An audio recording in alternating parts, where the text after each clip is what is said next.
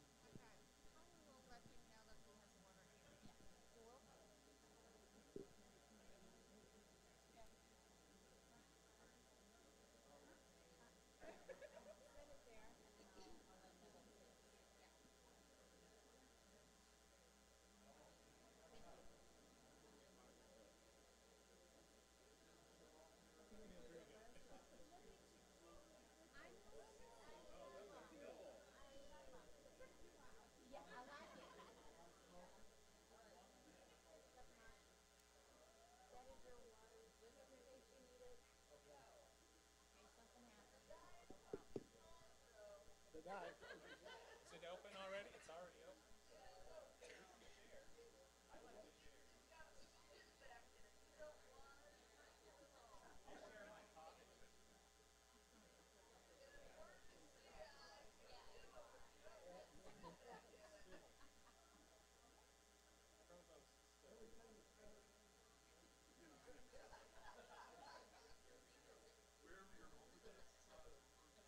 Which one of these did you use? The red one or the green one? This one. Still there. Still there. Good morning. Ooh, boy, I didn't even get a good morning back. Oh, my goodness. Happy New Year to everyone. We're happy to see you back. Happy to see everybody back and getting in motion for what's going to be an eventful year. What kind of events those are going to be are yet to be determined. But I can assure you there will be major activities that will occur.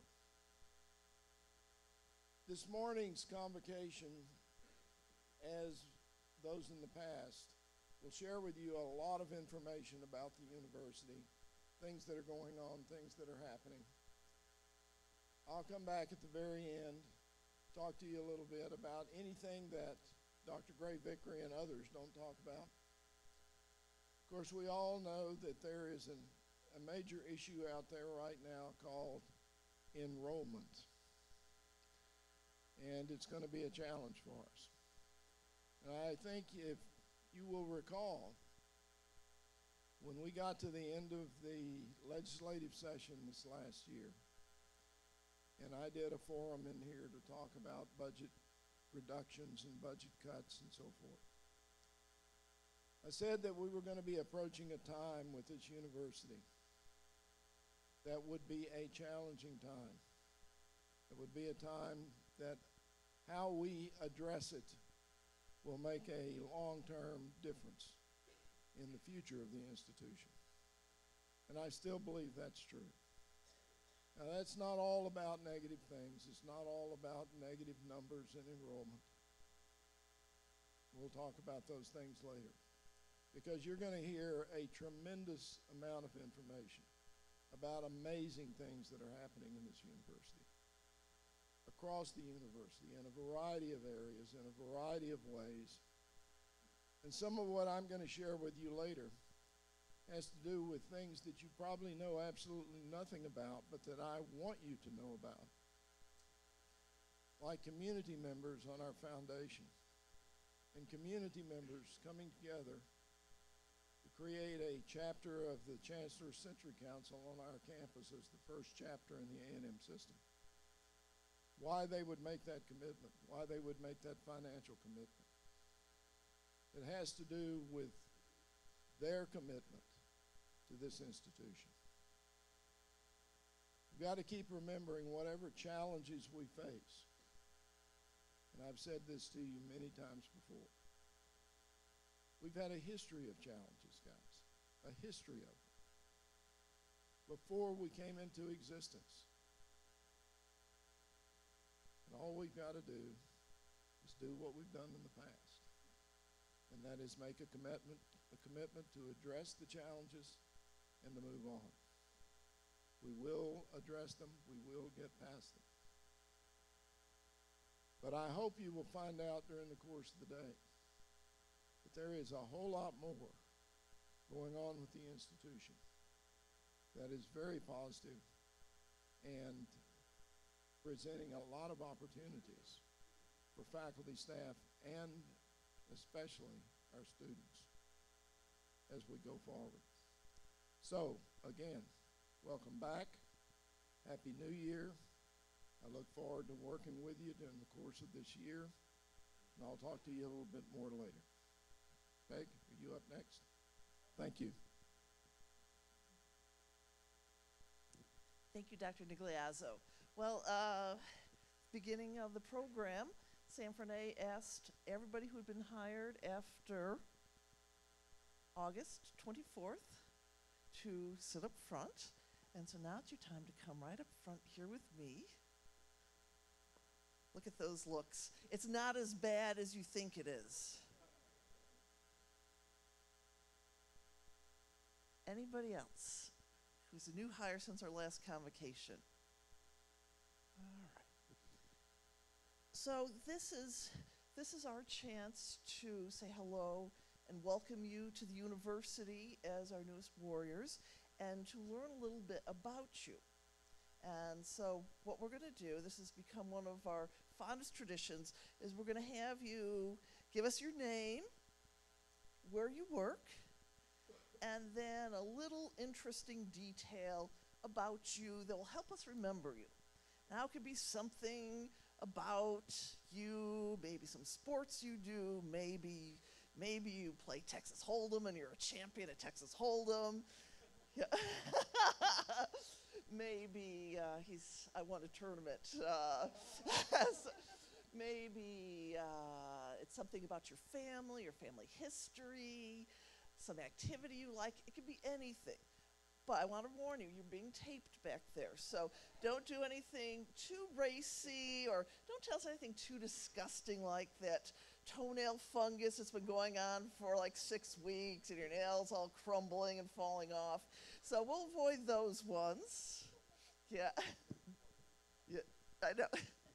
Oh, I'm recorded, okay. So I don't have a toenail fungus, okay, guys? All right, so we're gonna start right here.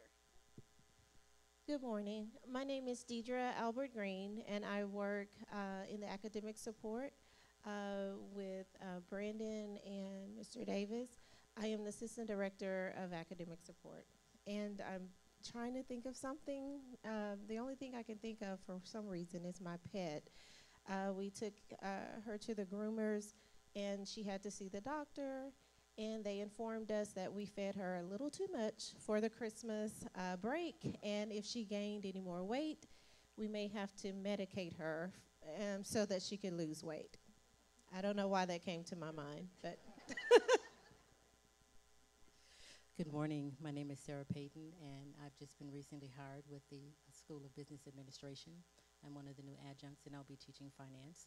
A little bit about me is that I was deployed over in Afghanistan. I worked as a contractor for the federal government. I'm not in the military, but I actually served as a civilian. So, thank you. Good morning, everybody. My name is Joseph Hunter. I work for the Office of Graduate Studies and for the Faculty Center for Training and Learning. I just started here, 12 weeks ago. Interesting fact about me, I have lots of really strange hobbies, and one of them is beekeeping, but we were only successful 1 year, so I don't know if I can even add that, so that's my strange fact about myself, I suppose. Good morning. My name is Vanessa Collazo. I am the new science lab coordinator. I work with Dr. Erlandson on the fourth floor. And about me, I just like sewing, dancing, especially Latin music. That's it. Hi, I'm Stephanie Kirkhoff, and I basically started the first day of the fall semester this last year. And I'm in curriculum instruction. I'm their administrative associate. And something interesting about me is I really like to play disc golf. Hi, my name is Carolyn Holloway. I am work in the university library in the interlibrary loan department and circulation department. An interesting fact, I guess, would be that I decided to go back to school and get my degree in information studies after my children all had gotten their degrees. I just kind of felt I needed to, you know, keep the family thing going. So that's Hey guys, I'm Jeremy Apsher. I'm the campus recreation coordinator. I just started the week of Thanksgiving. And fun fact, starting this afternoon, if any of you would like to rent outdoor or camping gear, I will have some available. Come see me in Suite 211. Hi, everybody. My name is Maggie Lopez. I've been here since 2012. Courtney and Juan hired me back then, and I never left.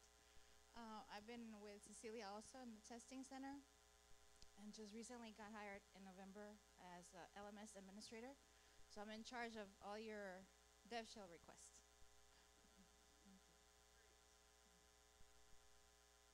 Thank you. Let's give our newest warriors a round of applause.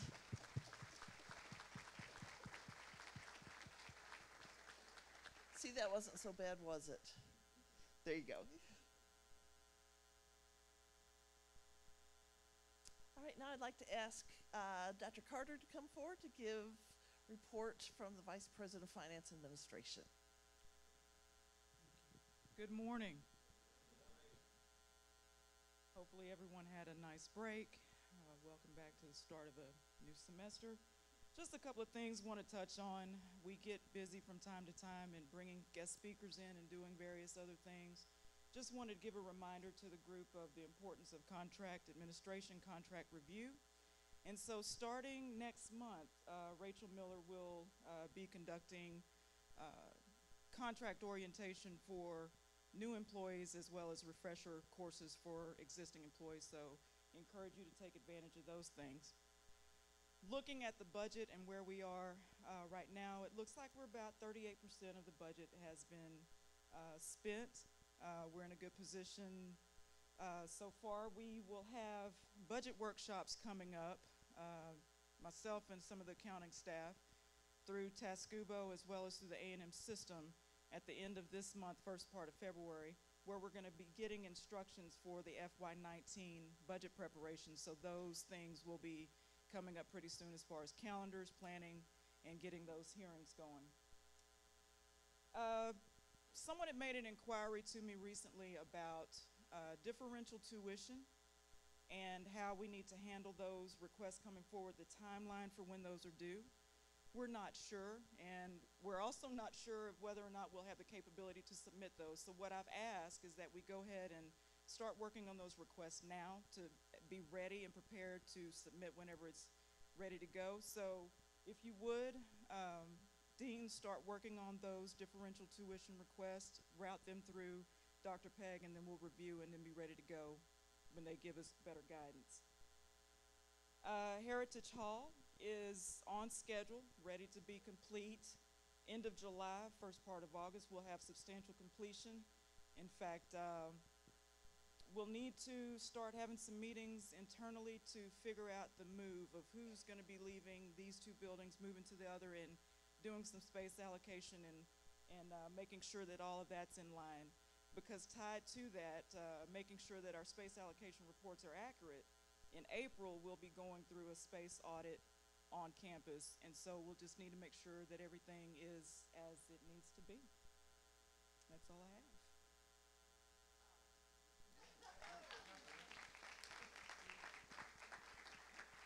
Dr. Carter, you make us all look bad.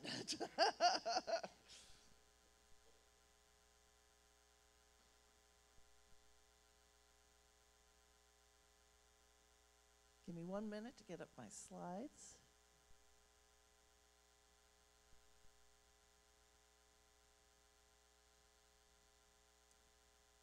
All right. Before I start my comments, I have a couple of unit updates, and I'd like to ask Dr. Jeff Kirk, Associate Provost, Senior Associate Vice President Extraordinaire, to give a report. Yes. Let me put my eyes on here. What? So I'm so really organized here. Hang on a second. We've had a busy year in academic affairs, particularly in the areas that I'm responsible for, which is institutional effectiveness and research, assessment, curriculum-related things, undergraduate studies, anything else the provost didn't want to do or couldn't do came our way. So very busy year, and it's, oh yeah.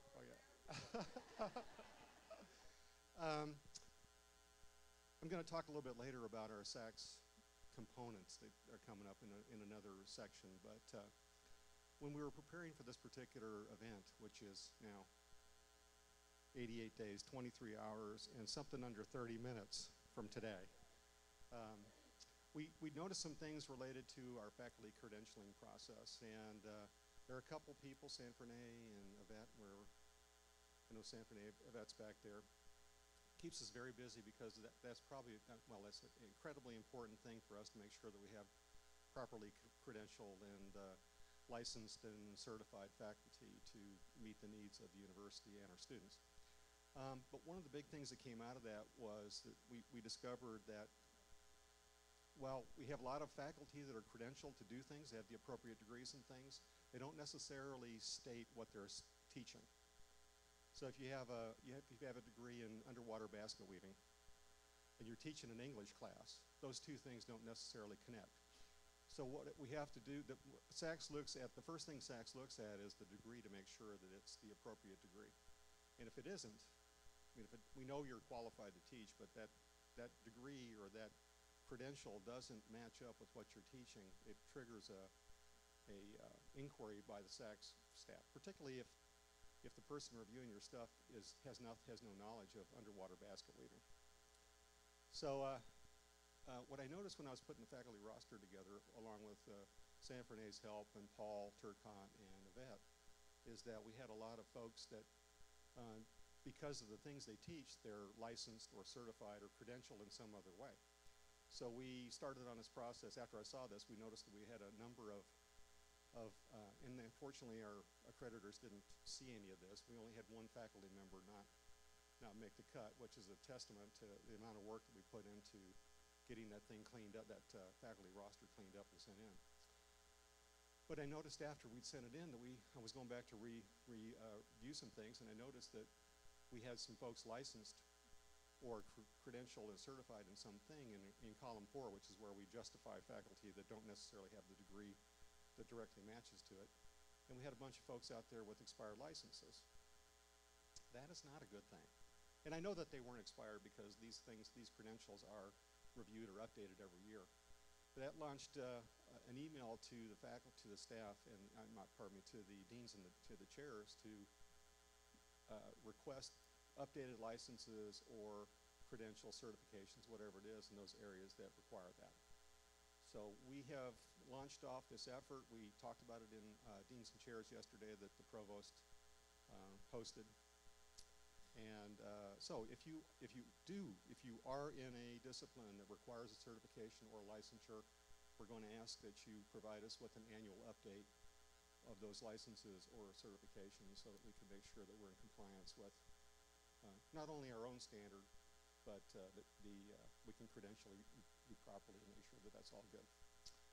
I think that's all for now, Pam. Thank you. Any questions? I'm on the 4th floor of the other building. Yeah. Oh, yes, thank you.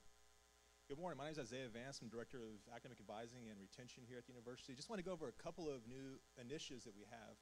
The first one is called the Student Educational Planner. And so about 3.5 years ago, we rolled out DegreeWorks, and we started automating student degree audits. And so when students come into the university, their courses are articulated, and they're applied to degree requirements, and then any subsequent course they complete with us are then applied to the degree requirements as well. The student educational planner, what this is it's a graduation plan for students, and we think this is going to be very instrumental in helping students really see the path that they need to take in order to graduate in a timely manner. And so it's actually on the Google Chrome right there. So in an effort not to violate FERPA, I pulled up my old student audit that from when I took a couple of classes even before I was a staff member here. And so what the Student Educational Plan does is it allows us to click on this Plans tab. And so when a student comes through the Undergraduate Academic Advising Office, so right now this does just pertain to undergraduate students. When they come through the Undergraduate Academic Advising Office, the goal is for us to create a plan for every single student that comes through. And at that point, once they have a plan, you as faculty will be able to click on this Plans tab, and you'll be able to see the plan for graduation. Now, the great thing about this is that this is very easy to manipulate and move. Pull some courses around here, and you can see it updates the schedule, so this is very easy to manipulate, edit, so you as faculty will hopefully not be burdened with an extra workload here.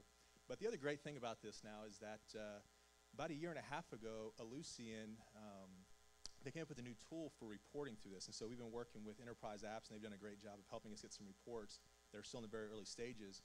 But our goal here is to be able to project enrollment in certain courses moving forward in a given semester. And I think that's going to be very powerful for the faculty to be able to make decisions and just to be able to have a good understanding of what's coming down the pipe. And then again, from the student perspective, I think students really will benefit from this. We've sort of had a soft launch about 7 or 8 months ago where we were putting certain students on these plans, and then we were doing this by program as well. And we actually saw quite a few other students coming in saying that they had friends at the university that had these plans, they wanted to plan as well. So I think this is going to be a really great tool moving forward. And we do have a couple of training dates planned for the spring. And this is really geared more towards faculty, but staff are also welcome to come if you'd like to learn a little bit more about the tool here and how we're going to use it at the university. The next thing I want to talk briefly about is something that's sort of similar, but this is more of a system initiative. And my slide maybe got closed out there.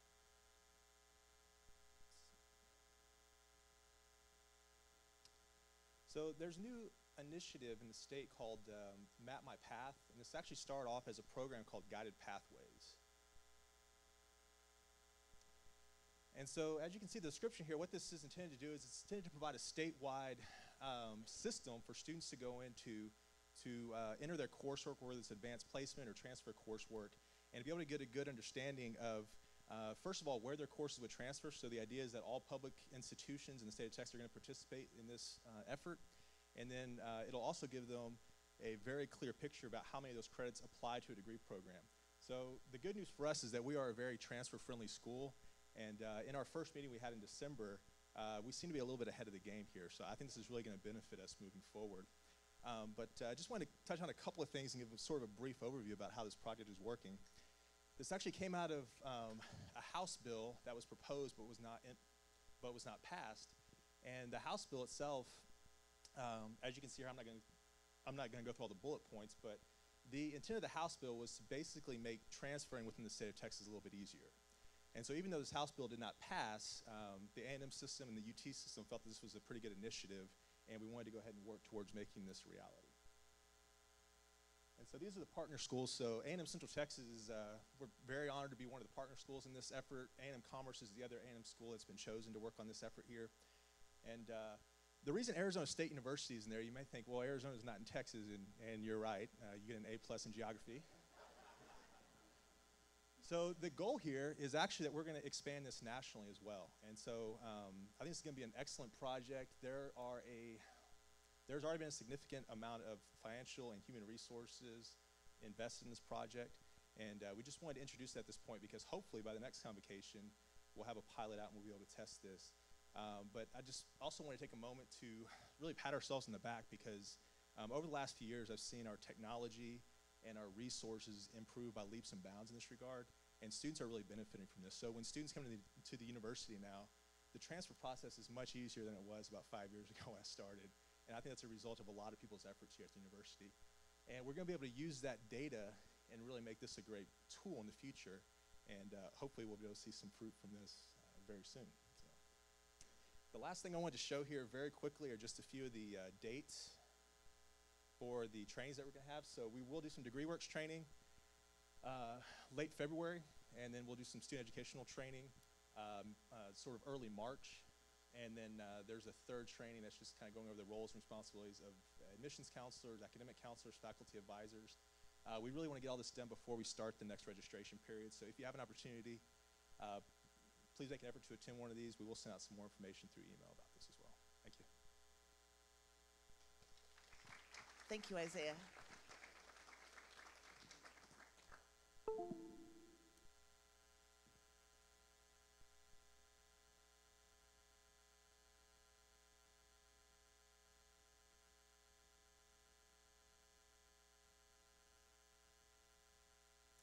All right, I've been looking through the audience. Is Rosalind? Oh, no wonder I couldn't find you. I'm looking everywhere.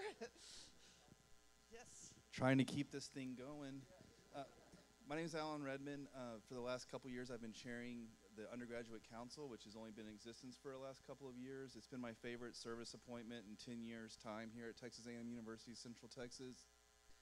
It's really created space for me to do three of my favorite things, which is create space for faculty and programs to identify their mission and what they want to accomplish and how they want to do that, to give them the resources to do that, and ultimately to give recognition to the great work that our undergraduate programs are doing. And we are doing amazing work, and it's really a privilege to work in this community where we take students from who knows where and get them to great places. I'm really proud to be part of that with you guys. This semester, we're going to be doing something that really emphasizes the recognition part of the undergraduate council mission. Dr. Shane's going to talk about that. Oh, and that was everybody's chance to hear my name spoken out loud, Dr. Shane. I know it's a confusing one. So in addition to the curriculum work, we always have a project that we work on, and this year, or this semester, we're calling it the Points of Pride project. And what we want to do is facilitate programs in coming up with 2 or 3 things that make them really great, strong, unique. Maybe it's a part of your subfield that you're really great at. Maybe it's student engagement, some kind of service learning, something. Clubs, whatever. You're doing so many things that are great, and we want to be able to articulate those things. So step 1, in order to get this going, we decided to survey students. And this is not an evaluation. It's a very positive survey. It's very brief. It uses words like inspire and impressed. And so we're asking them to reflect on the program that they're in and what they're really liking, right? That should go out the 2nd or 3rd week of classes. And then once those results are in, we will be sharing those with program faculty. And there will be members of undergraduate council, tributes will be sent to each program to talk to faculty about what the students have said in the survey, and then also what you are doing great and what is really unique and wonderful about your program. So in the meantime, if you could talk amongst yourselves and try to identify some of those things, that would be really great. Start the conversation now so that when we get there sometime in February, we're hoping an undergrad council member will come talk to you. You'll have already thought about some of those things. Yeah, I think that's it. Thank you, Dr. Shane, Dr. Edmond. I have one quick administrative change to bring to your attention. I want to recognize Dr. Austin Vasek, who is, oh, there he is in the back, thank you, who is now serving as interim chair of the Department of Curriculum Instruction. I want to do a shout out for Amberlyn Diaz. Dr. Diaz did just Herculean work covering 2 full-time jobs in her semester being interim chair. So, Dr. Vasquez, welcome to your new administrative role.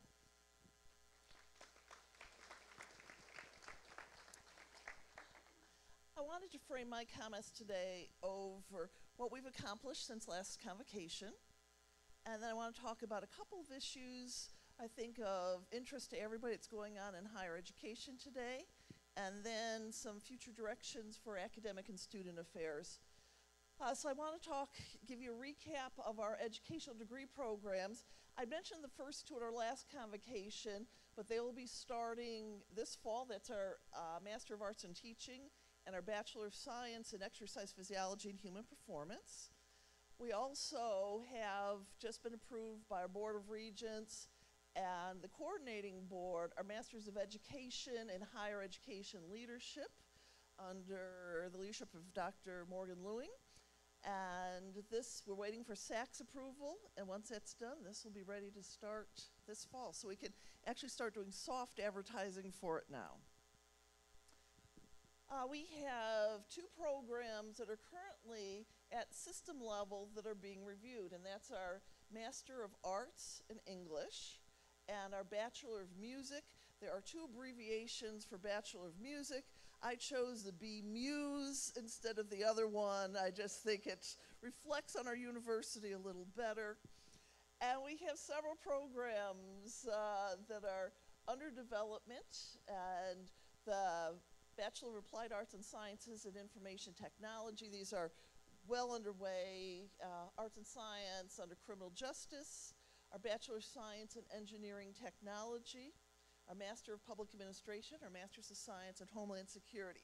These have not made it through the University Curriculum Committee, but they are in that process forward. So we've just had a huge year in curriculum. I want to now talk about achievements through academic and student affairs, and I'd like to start with some achievements in scholarship.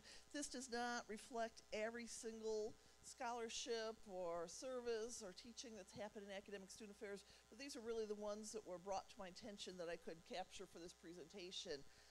Dr. Amber Denai has been appointed as book review editor for Medieval Perspectives, which is the Journal of Medieval Perspectives. That's great. Dr. Nag, is Dr. Nag here? Anyways, he has just been the co-author of a book, Advancers in User Authentication, published by Springer. Dr. Charles Hamilton and Dr. Alan Redman, they're the editors of the newly published book, Clint Eastwood's Cinema of Trauma, Essays on PTSD, which I have a copy in my office. It's fascinating, and I know Dr. LaPierre is here, and Dr. LaPierre did the preface of the book. Many of you might not know this, but he is our expert on PTSD within the university. Dr. Dietert is in the back there, and her co-author, Denise Dent, have done another article that was published on assessing the needs of transgender military veterans, better access and more comprehensive care. And Dr. Eng, Dr. Liu, Dr. We have just had an article just published right now. Congratulations, this is a very top-level journal in marketing on perceived cultural distance and intercultural service encounters. Does customer participation matter? Congratulations. I'd like to talk about some of our achievements in civic and community engagement. And you know, for a university so small, we have really made some huge milestones in this area. And under Ben Beltz, we became part of the All-In Campus Democracy Challenge that was really looking at getting students engaged in voting, making sure they're actively engaged in their democracy. And we are one of 3 universities in the state of Texas that got bronze designation for student involvement. So it's us, UT Austin and UT Arlington. So congratulations on that. I'm also really pleased to tell you that we are one of 10 universities in the United States that have been selected as part of ASCU American colleges and state colleges and universities to be part of their new initiative. This is called Digital Polarization. It's a strange title. What it's looking at is what's in digital media and how it's designed to polarize viewers. And many of you who've been through the elections this year have seen that polarization effect. So this initiative is in the 10 universities, and we are the only upper division university, so what's really exciting about us is we'll be focusing on this within majors and not in freshman classes. But we'll be looking at, first of all, helping students understand how to fact check, how to determine if something is accurate, reliable, valid. Bridget McCafferty, who's back here, is going to be our lead on this. And basically, we're going to be looking for classes starting next year who want to participate in this. I was talking with Morgan Lewing about it yesterday. We were talking about, I said, just think of like in human performance. I said, think about all the information in the media, how inaccurate it is, and how do you determine what is safe, what isn't safe, what is based on science, what is not. So this will be a wonderful opportunity for our faculty and students. And because this is the only initiative like this in the United States, there'll be a ton of opportunities for publishing and presentations. So faculty, you'll hear more about this as we go along, but if you're interested and think this might be a nice fit with one of your classes, let me know.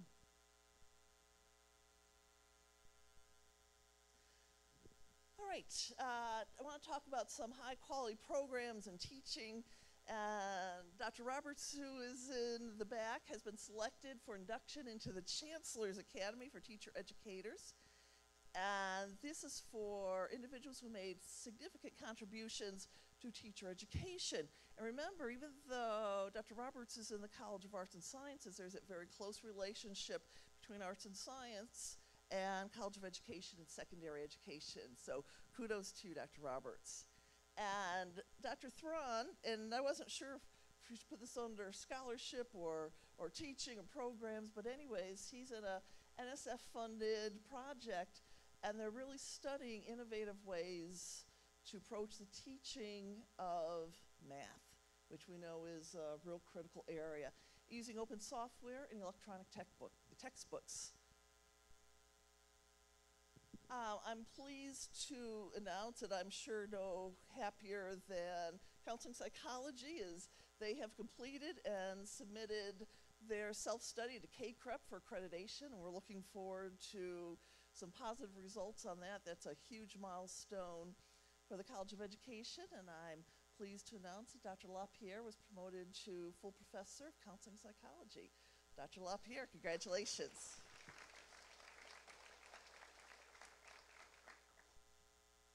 All right. This one was under embargo until yesterday, so I'm really kind of excited to talk about this. I think everyone here has heard of the U.S. News and World Report. And you know their annual survey of best colleges, and you know that Princeton kind of always beats out Harvard and really ticks Harvard off. But anyways, they're really one of the most recognized, highly quoted rankings in the United States. Do you all agree with that? Everybody knows who they are. All right, well, one of the things they've just started doing is a listing of best online graduate programs.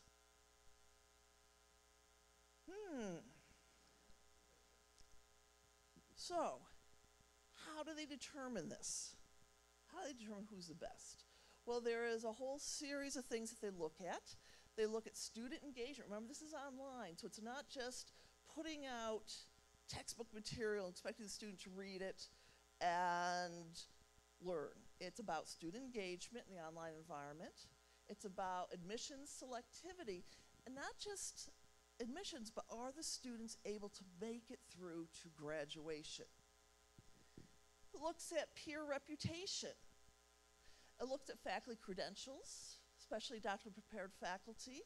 It looks at the faculty training in distance learning technologies.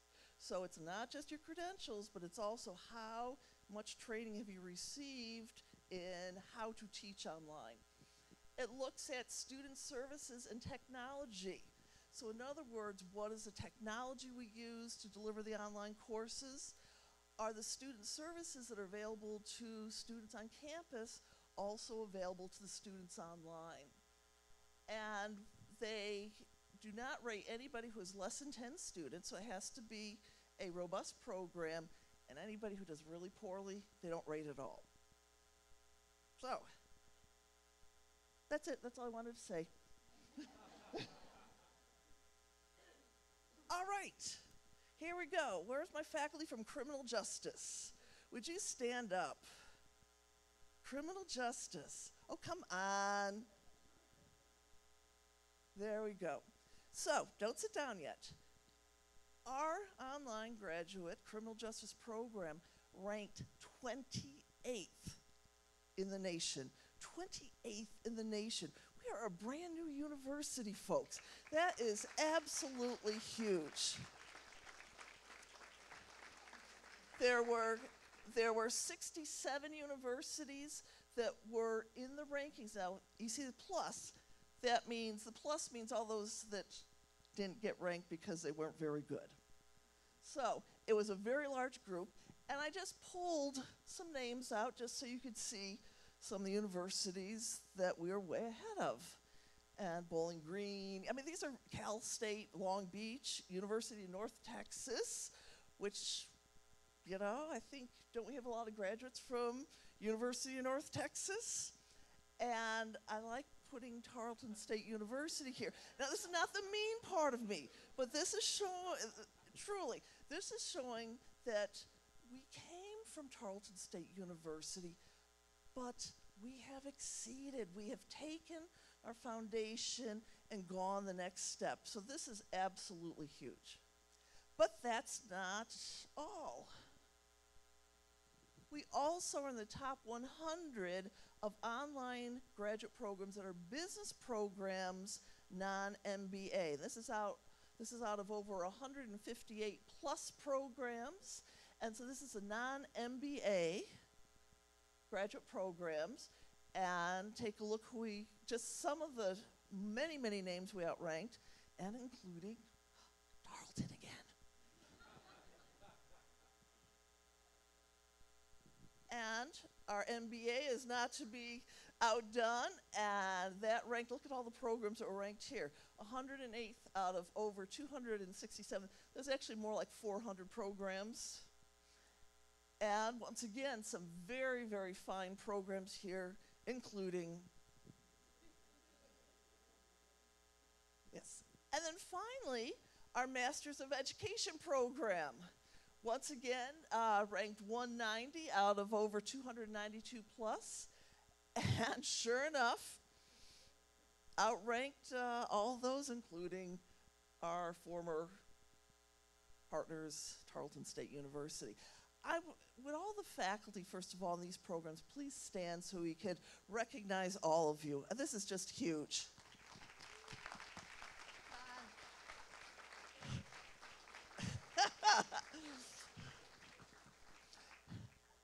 All right, well, even if you're not going to stand, congratulations. And then I want to give kudos to Student Affairs, Faculty Center for Teaching and Learning, to Technology Enhanced Learning. All of these pieces, our admissions office, financial aid, everything that's online has really pulled together that this is possible. So if this is what we're doing in year 7, imagine in year 17. And people talk about, how do we get known? How does our name get out there? This is how we do it, by having top quality academic programs. All right, I am so happy to tell you that our university strategic plan has been completely done, has gone to system. System has approved it, and it is now online. This is, right now it's sitting under About Texas A&M University-Central Texas. You'll see the link for the strategic plan. So you're welcome to access it now. It is just a PDF document. Dr. Close is working on getting it in a nicer, more professional appearance than just my typed document. So that will be ready and available, I think, probably the next month.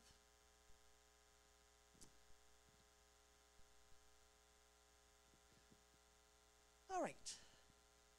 I want to now move into some issues that are impacting higher education.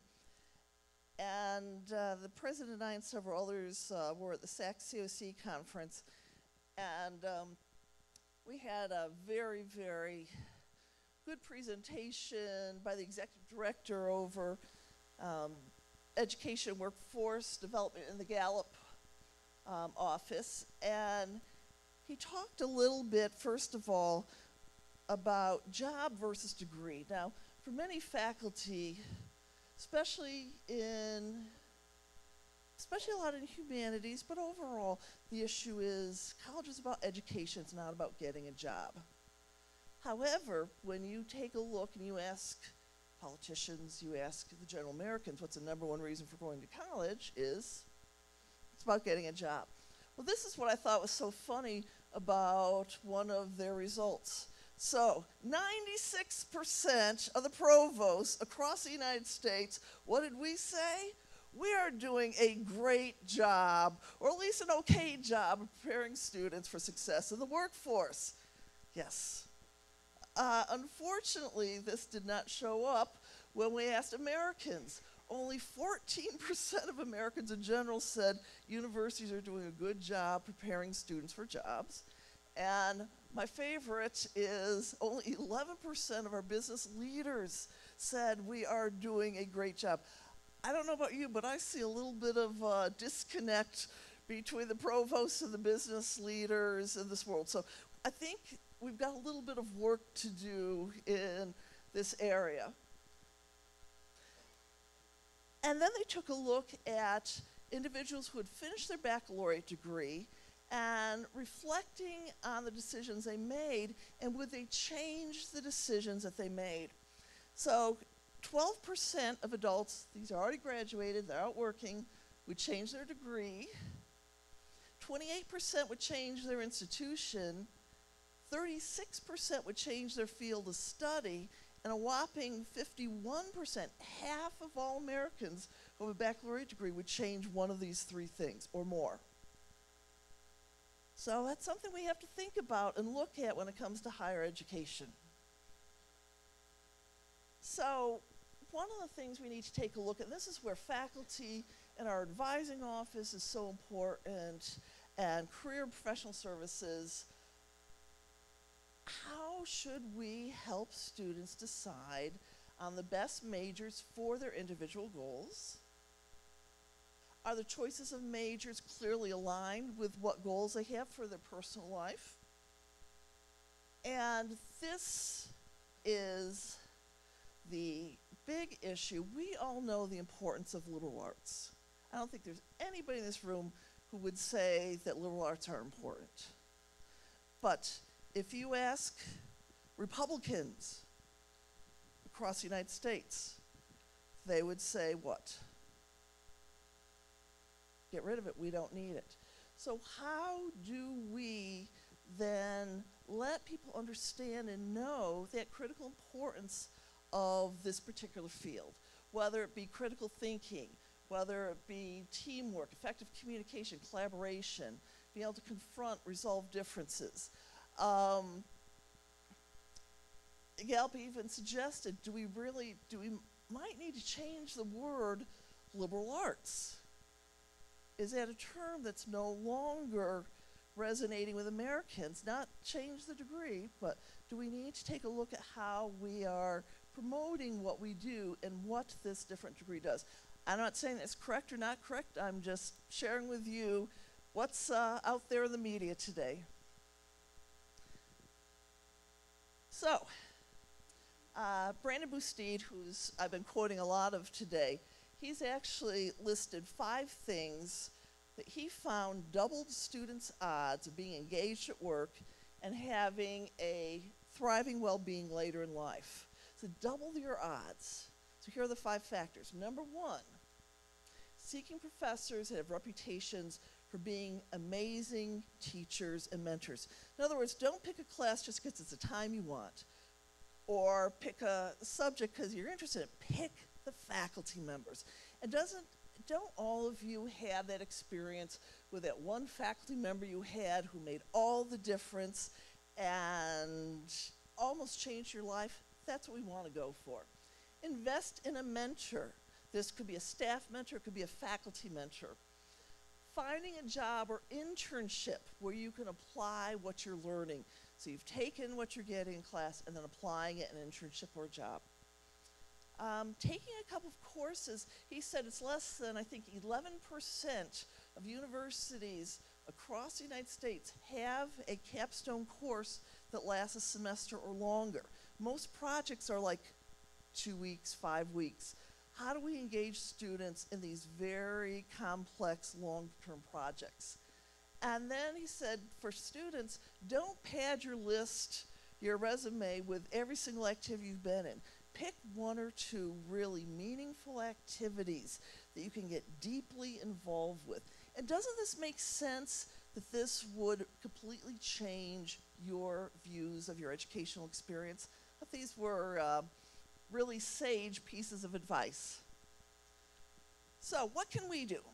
First of all, I think it's imperative that we help our students identify their career goals, make sure they pick the right major. We have a lot of students who still come in, especially as we're getting younger and younger students, who I'm going into this field because my mom says I'll get a job. And it has nothing to do with their interests, with their skill sets. So how do we help students do that? How do we help students decide how much money they want to spend on education? This came out of the Gallup poll. Students who take more than $25,000 in student debt. Now, this is a low amount, folks, for most people. Anything more than that, students have a lower overall well-being score and more likely to regret their educational decisions. That's significant. So how do we help students choose educational programs, take them to sources that will help them pay for their education so they're not regretting their decision after they get their education? This is one of, I think, the strengths our university has. We need to establish a community advisory board for each academic program.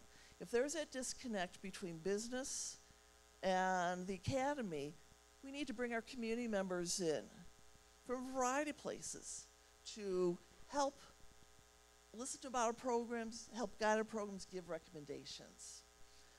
We need to work very closely with the Office of Career and Professional Development for internships, job opportunities, the development of marketable skills. The Office of Student and Civic Engagement, once again, helping those students find that meaningful activity. Let students know, a lot of students aren't even applying for scholarships because they don't think they'll be eligible. We have a full ride scholarship here at the university for graduates of Temple College and CTC. And sometimes we have a hard time getting applicants for that. I mean, a full ride, folks. So how are we letting people know about the scholarship opportunities we have, the financial aid that's available?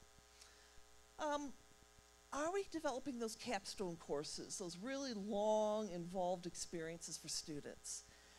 And making sure we maintain our academic programs that are rigorous, current, highest quality, and above all, engage that student learning, whether online or in the classroom.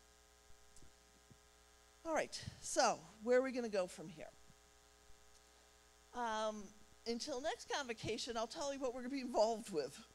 First and foremost, this is going to be SACS COC, our focused report, which we're doing, getting ready for our on-site visit in April, our quality enhancement plan. We need to constantly always focus on our existing degree programs to build, strengthen them, and then to look at developing our new degree programs. We need to implement our university strategic plan.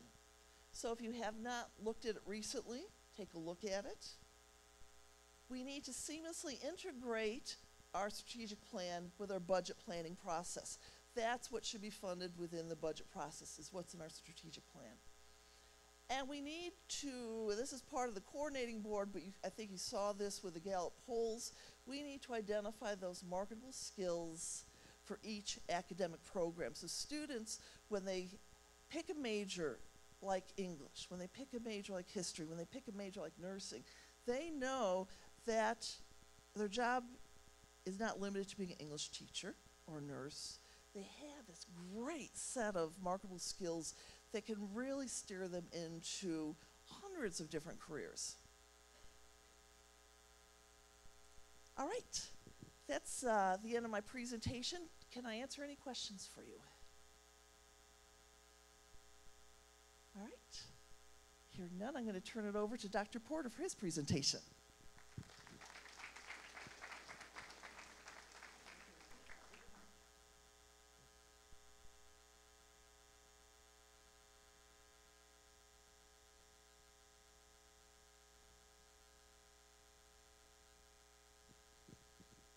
So welcome back to those of you who have been here before. Welcome to those of you who have not. Since everybody else has been going really fast, I get 2 hours. So we're the show and tell group for the Office of Research. Some of you have seen these slides before, so I'm actually going to be doing some highlights. As you're reading these, let me just focus on a couple. And one of the ones I'm going to look at first is under research. And we have 3 areas that we actually do work on in the Office of Research. And we have, obviously, research, economic development, and off-campus academic development to help with the academic side of the institution.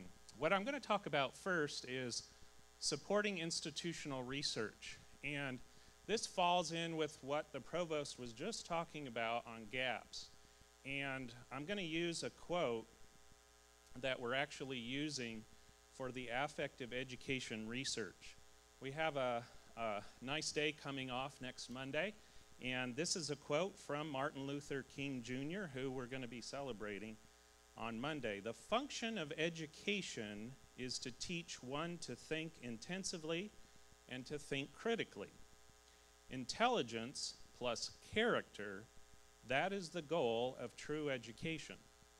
So all of us in higher education really have to enhance our affective education, which is our personal, interpersonal skills, those soft skills, with the highest domain on character, all care of Bloom back in 1956, and we haven't really done a very good job in actually bringing that into our education as well as the cognitive, or we're not going to reach the goal of a true education that Martin Luther King Jr. espoused.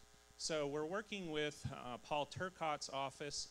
Those of you who have been working on SAC-COC assessment, which is always the most fun thing to work on, especially in the cognitive domain, we're starting to look at the affective domain to make sure that we have those soft skills and improve that gap that the provost was talking about.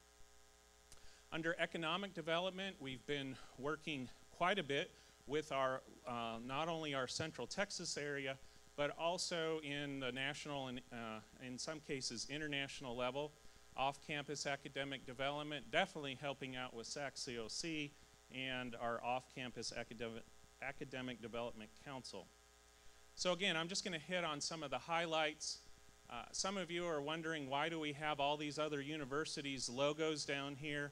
We do have an NSF grant. Again, for some of you who haven't been here, NSF has what's called an IUCRC, we use a lot of acronyms in research, Institutional University Collaborative Research Center, and that involves Colorado State University, Texas A&M College Station, us, UT at Austin, and it's all part of Solar. And so the show and tell today, I'm not going to steal Dr. Taylor Harvey's thunder. We're going to actually be showing some of the things that we're using for that particular grant. Under the off-campus academic development, I'm going to go in reverse order on some of these highlights. We continue to work with looking at those areas that we can, in the future, maybe bring some programs to off-campus from here to other places. And one of the things that we had to make a difficult decision on is actually start to have a phase out at Gatesville under the Texas Department of Criminal Justice and also Fort Hood. We're still at East Williamson County, and that one's a struggle to continue to bring the programs there. You would think with the growth down there that it would just be an amazing takeoff, but it's been a struggle, and we're continuing to work on those programs. The ones that we've put a lot of time into, mainly because the chancellor asked us to, is to work with the Texas A&M Rellis campus, actually number 9 there, and Blinn College, which is a big piece of that. The piece of looking at the Texas Department of Criminal Justice, TDCJ, is Trinity Valley Community College is the only one that has a distance learning program through TVCC. They use the Texas, it's not an online, it's kind of like a talking head type framework with the students there in the prisons. And so they're the only ones that use that, and there's 800 students potentially there. So we're in discussion with them because we're one of only 2 institutions that are approved for bachelor's level education within the prison. So we're really looking forward to hopefully having that presence there, and that's one of the things we continue to look at.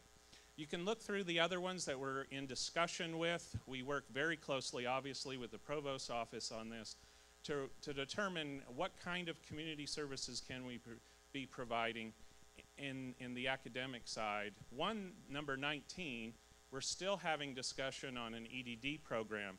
It will not be a collaborative program. It's basically helping support one of the other universities within the system, and it hasn't been finalized yet, so hopefully by fall we'll have some more information on that. Under economic development, we're working with the local chambers of commerce and the Clean Economic Development Corporation, and also with, again, the system and looking at the potential for a research park. One of the major components of RELIS, which is the acronyms for the values of Texas A&M, is to have a major research enterprise there at College Station. And so their research park, which is quite large, it used to be an Air Force base, we're taking that as a framework for a mini RELIS to have here at A&M Central Texas. Now, we don't have a timeline. It's not going to happen next year. It's something that we're definitely looking in our strategic orientation, but it is something that the executives of RELIS are very interested in because we are the gateway to Fort Hood. And with a lot of research coming out of Fort Hood, we want to have that relationship. As the provost indicated, we're looking at engineering degrees, and actually the first one in engineering technology, working with Texas A&M Engineering Experiment Station in Central Texas College. We work behind the scenes on a lot of the logistics and trying to help academics with some of the research in that area to support the planning. And they always ask, okay, engineering technology is nice, when are we getting the engineering? How many of you know the difference between engineering technology and engineering? Yeah, a couple of you.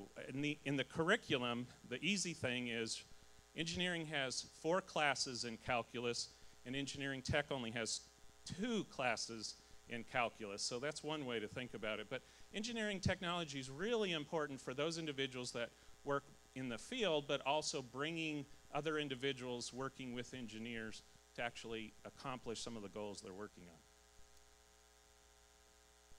Now, I'm going to turn it over to Dr. Taylor Harvey. I'm not going to steal any of his thunder except to tell you a little bit about him.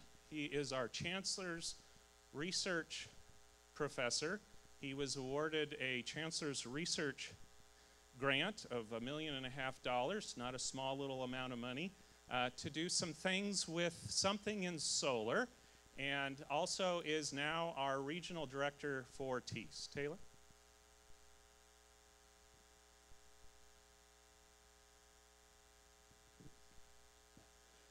Well, thank you so much. I don't love that we're having the spotlight on me necessarily. So what we've done is that we've used some of that Chancellor's Research Initiative to bring some really interesting and exciting equipment here to campus. And one of those that we wanted to highlight today was our mobile scanning electron microscope. So I'm going to turn it over a little bit to Dr. Weisler-Lanson and Dr. Tarabi so that they can talk a little bit about this great piece of equipment we have. Way to pass the buck. All right, so I think a lot of you know me. I'm Dr. Erlandson, actually Weiser Erlandson, but it's way too long. So actually my students call me Dr. E because everything is way too long. So we're so excited in the sciences to get a scanning electron microscope on campus. I particularly even more excited to get the smaller version, which is the mobile scanning electron microscope, which is called SEM for short, so I don't have to keep saying scanning electron microscope. There is a big difference between these two machines, and a lot of it has to do with really what you want to work with and how much preparation you want to put into your samples. Now, the mobile SEM is really great because what we're going to do with this is we're going to bring it to elementary schools, middle schools, high schools, and even local colleges, and be able to show children and young adults the hidden world around them. We can magnify with this machine up to 60,000 times. Now that's really, really amazing because if you think about a regular microscope that we have in our labs, we really can only get up to maybe 1,000 times, and even that's kind of really hard to do. So I want to show you a little bit of what I want to show the students. And I work more on a macro level. I'm kind of an organismal girl. So I'm an entomologist by training. I love bugs. So I will give you a clue. What I'm going to show you are some pieces of bugs. And imagine that, me showing bugs, right? So let me show you some very cool pictures that we have. And I'm going to show you the very, very close-up pictures that I took. Now, mind you, I don't have to go to 60,000 times to get these pictures. Matter of fact, if I do, I'm not going to get really meaningful pictures. So this one here, I think I've only gone to 1,000, okay? So this just shows just a little bit of the power of this machine. We can get them a lot bigger. Now, any guesses as to what this might be? It is a wing. Who said a wing? All right. I also posted these on Facebook, so people on Facebook will also know what these are. This is the wing of a small insect called a lacewing, and that red box is actually the piece that we showed. That hole there is actually the insertion point for all of those hairs. It's actually lost a few hairs, so we get to actually see that hole where the hair comes in. All right, next picture. All right, so now we're seeing some close-ups of some hairs on, of course, an insect. And if we, this is again the very, very close-up. If we zoom out a little bit, we can see where those hairs are located on the back of the insect, basically the back of the neck right here. And which insect is this? Nope, keep going. That is actually a lady beetle. Now, the reason that one of these is in color and the ones are in black and white, the SEM cannot give you color. So what I did, and this is basically the lowest magnification that I can get on the SEM, all right, which is really, really awesome. So what I did was I took our lady beetle and I put it on one of our regular microscopes that's hooked on to cameras, and I was able to take a nice picture so you can see the whole insect. And I've got one more for you, and I put all these on there because I really couldn't decide which one I liked best because I really liked them all, so. I am a total geek when it comes to this stuff. All right, so this one here, Pardon me? Toe fungus. I told you not to tell anybody. Now you all know my secret. These are actually, again, little hairs that are found on an insect. And if we bring it down in magnification again, can anybody actually tell what this is? It is not actually an aphid. No, I did not put an aphid on this time. Not a grasshopper. It's actually a lady beetle. Do you know what part of the lady beetle this is? Can you tell? It's actually the leg. So right here is the ball and socket joint. So it's kind of going out and then over and then up. Okay, so, and you probably didn't realize that insect legs had this many hairs on them and that they were so intricate. But these are the types of things that we're going to be able to show children. We're going to be able to actually bring this machine out into the field. You know, we can get a generator to supply power. They can go out and bring me a flower. I can, you know, just kind of dust some pollen because there's no preparation necessary for this machine. So I can just put some pollen on, I can put leaves on, I can put bugs on, I can put soil on, whatever the students want to see. And they get to see this hidden world around them and really get excited about science and nature and see the beauty and the complexity of biology. And it's really an amazing thing. I'm really excited to go out and work with the kids. So that's my part of the program. And I want to, you know, turn it over and you guys can talk about some solar research and solar cells. All right, thank you so much. All right, so many of you know that we have a larger fixed SEM over in Founders Hall. So we wanted to talk a little bit and do a little bit of a compare and contrast. So like Laura said, we're super excited to take this out and to show kids be able to magnify pretty much anything that they want to look at.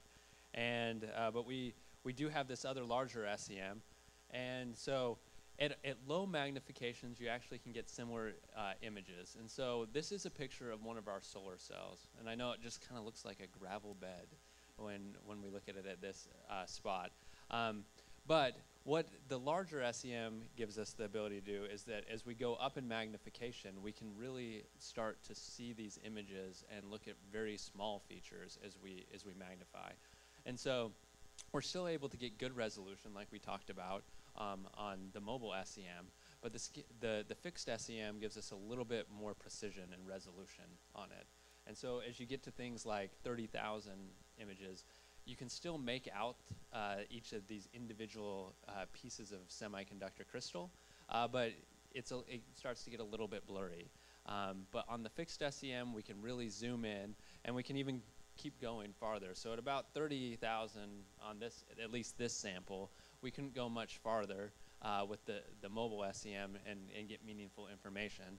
But here you can see we can keep zooming in, and you can start seeing that there's actually another crystal layer that's been deposited on top of the original one, and that's those small little bumps. And the way that that is deposited will change how the solar cell operates. And so we can take solar cells from basically any group around the world that is working in this area. They can send them to us, we can zoom in, and we can start to understand what's going on with those solar cells a little bit better, and then we can then help them make the solar cells better. So that's kind of the thrust of what we're trying to do with these tools. We also have other equipment that hooks onto these SEMs that allow us to tell, you know, what is the composition of these crystals, so we can actually look and see what atoms make these up. We can tell a lot of what their properties, how they interact with the light happen. And so we're really excited about this. We are always, if you want to come visit, either come use the mobile SEM. We'll have some time at the end of Convocation that this is down here now. It's all ready and it's set up to be operational. If you'd like to come play around and zoom around and look at different features, you're more than welcome to come up. And you're always welcome to come up and visit us in Founders Hall 411. Dr. Sharabi is there, and she's happy to have visitors and take you through some of that. With that, do we have time for the video? You want to run the video?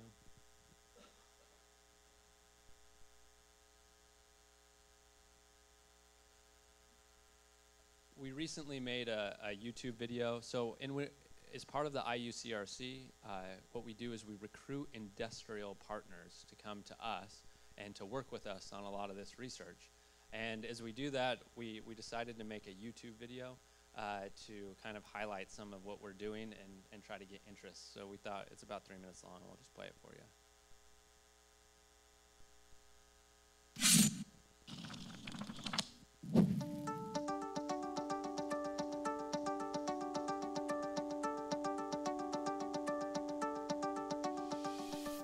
Welcome to Solar Research at Texas A&M University-Central Texas that includes collaboration in the National Science Foundation-funded Next Generation PV Solar Research Center.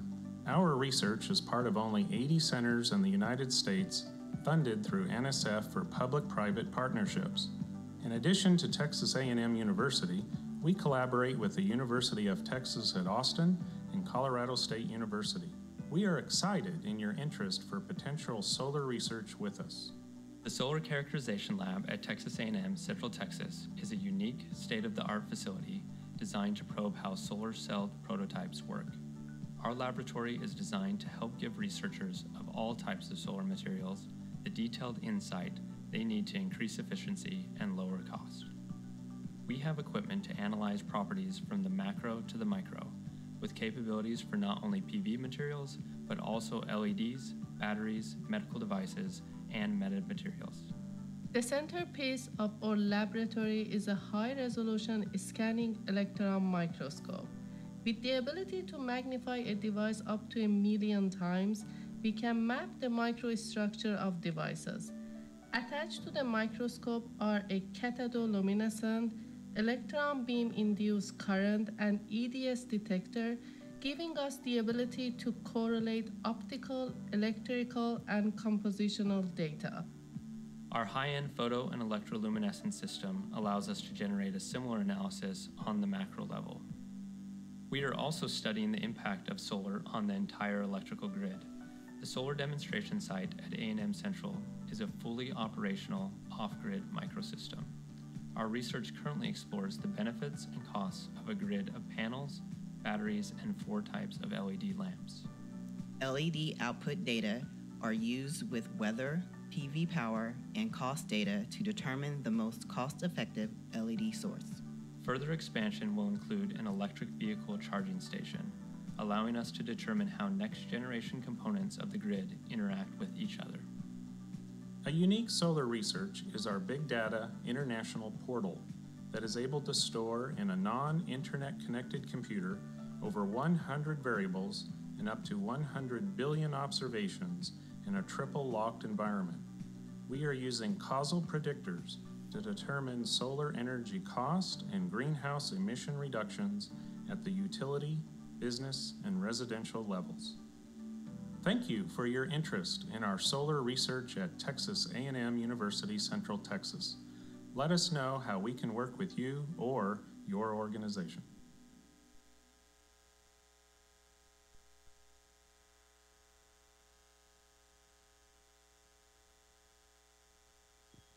All right, well, with that, I'll turn it back over to Dr. Porter.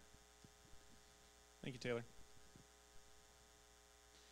And just to finish on the solar piece, the solar energy research really incorporates all of the 3 different colleges. So we have, obviously, arts and sciences.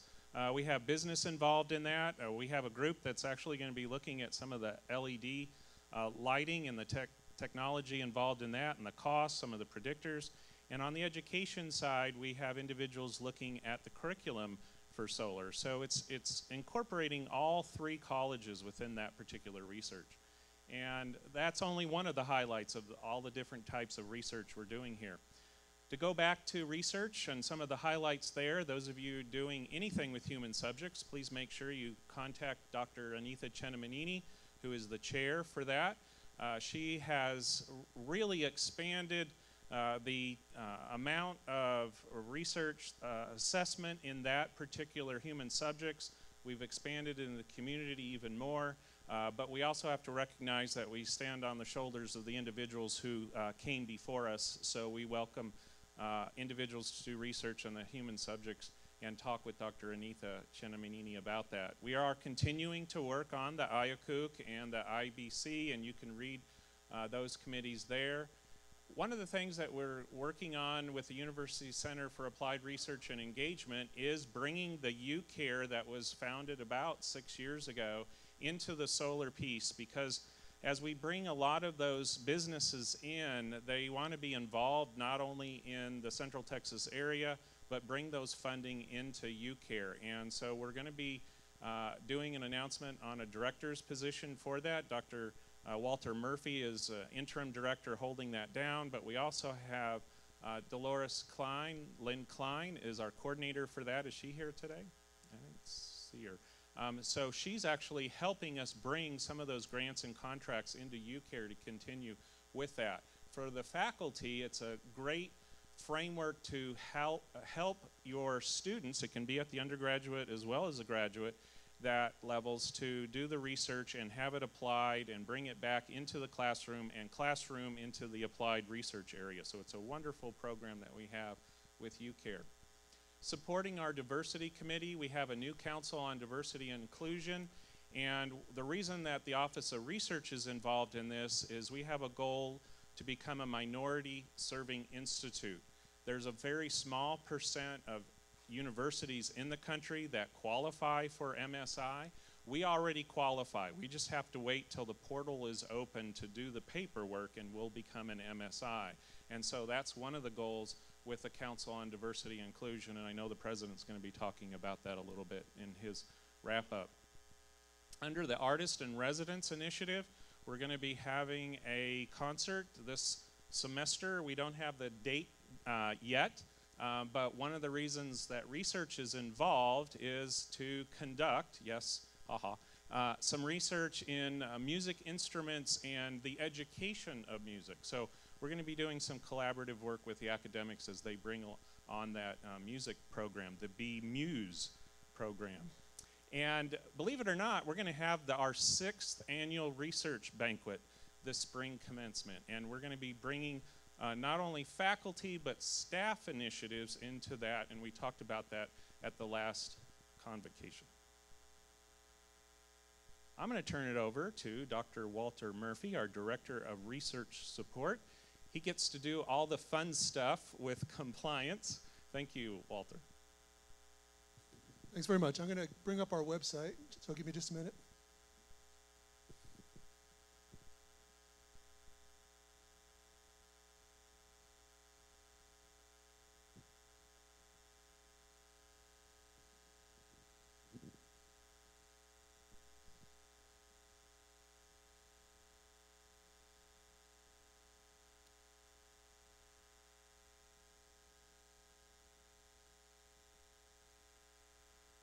Okay, so if you go to our main webpage and you click at the top there where you see research, this is what comes up. There's a couple of things I wanted to make sure people are aware of. We're having an increasing number of people who are traveling internationally, some for vacation, but also a number of people for presentations on research or working with people in other countries. And so I wanted to make sure people were aware of the information for that. So if you click down here where it says International Travel and Export Control, we have our export control manual and export control checklist. You may not be aware that when you travel anywhere outside of the United States, even to Mexico or Canada, you activate export control possibilities, which means that, for example, even on your personal device, you may have access to university systems or information that really isn't supposed to be available to people outside of the country without special permission. So just to make sure you know that, we have training, and the training is discussed in the manual, and also there's information on the export control verification form to let you know about that training. And it also mentions the information for international travel.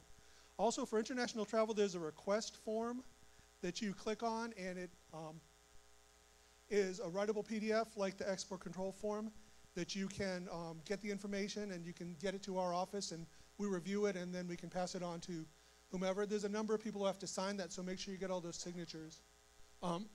One thing I want to ask is a number of people have turned these in where they've traveled before and all they do is they just edit their old form and put new information in. We've actually updated these forms so they're more usable and have more information on them, so please use just the new forms and don't reuse those old forms.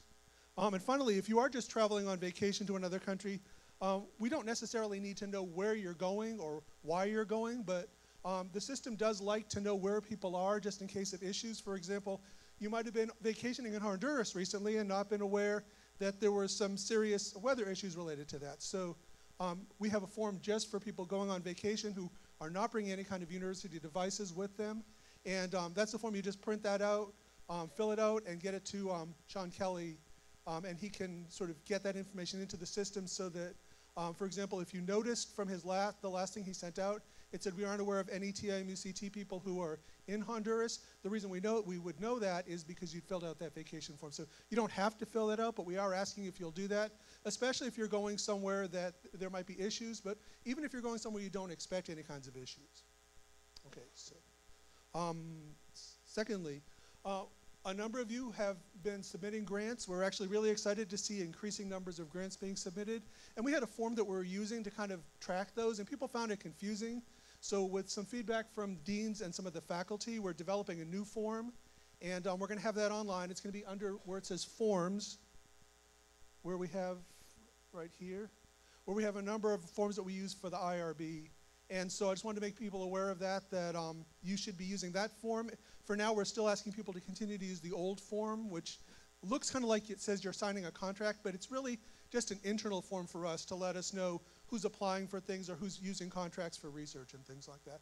It's not anything official. It's just basically to let us know and to, for example, if you're applying for a grant, to let other people like your department chair or your dean know that you're doing that. Let's see. Okay, one thing that people haven't necessarily been aware of, especially as people come and talk to me about applying for these grants, is that we have a pre-award system that we're paying the A&M system for called Sponsored Research Services. It's this last thing here.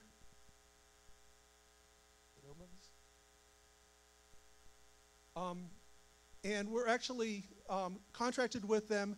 They can help you develop budgets, find funding sources, sort of work out different kinds of things. Many of the things that they do, they've worked with lots of different agencies, with different private organizations and things like that for funding. And so they're aware of the kinds of things people are looking for in their grant applications. They can help you write it in such a way that it sort of gets at what the people are looking for, what government agencies are looking for, keywords and things like that. So definitely feel free to use their services because we're actually paying for them. We're not using them as much as some of the other schools, as I found out at one of the recent events that I went to, but they're available for us. So definitely contact them. If you click where it says My Contact,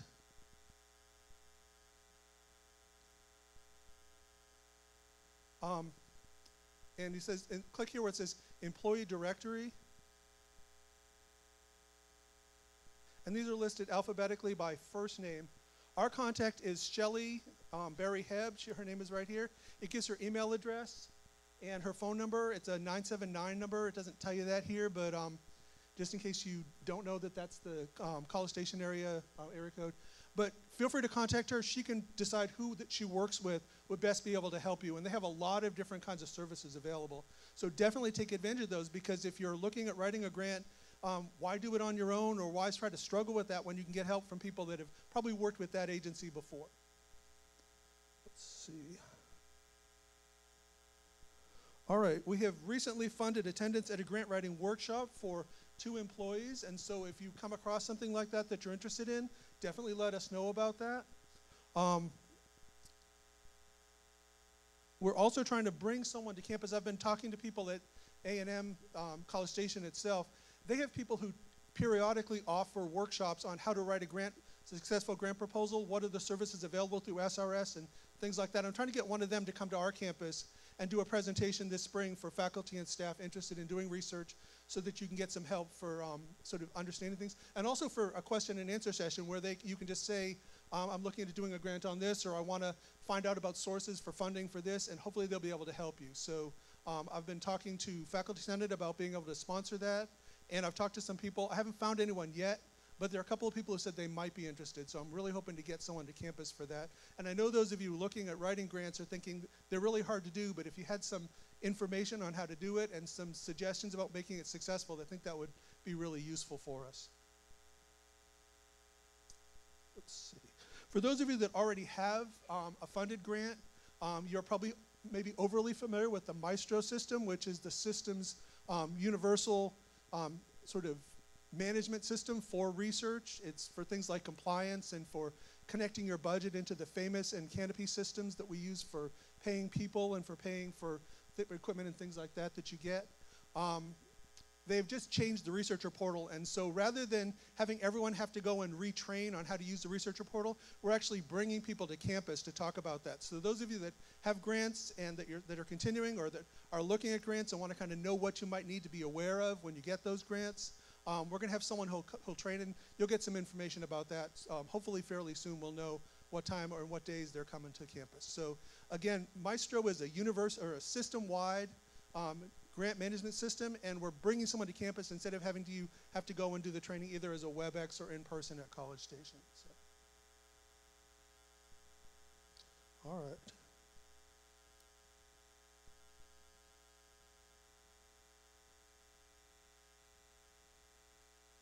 At the very bottom of our webpage is the light. Some of you may remember the little handouts, little folded pieces of paper of the light, which is in the fall information about grants that people either have or are applying for, and in the spring is a listing of databases people are working on, publications and things like that. So we're going to put that now online, as I mentioned, at the fall convocation. And so if you click on that, you have a list of current grants and grants that we've finished, and then grants that were new grants since last year, and then grants that people are applying for. So kind of lets you know what's going on campus, who's getting money, and also gives you a sense of the diversity of things that people on our campus are applying for. We have grants in many different areas. It's not, people often think, oh, grants, that's science-related research or very specific things like NSF. There's a lot of grants out there that you can apply for, and so it kind of gives you a sense of what people are doing and how they're using their grant money or what they're applying for. So I want to make sure people are aware of that. All right.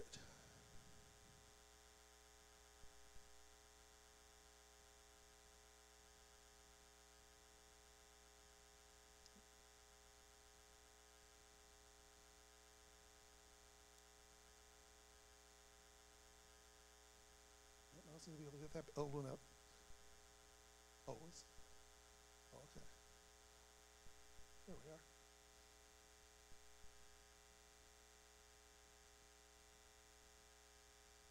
All right.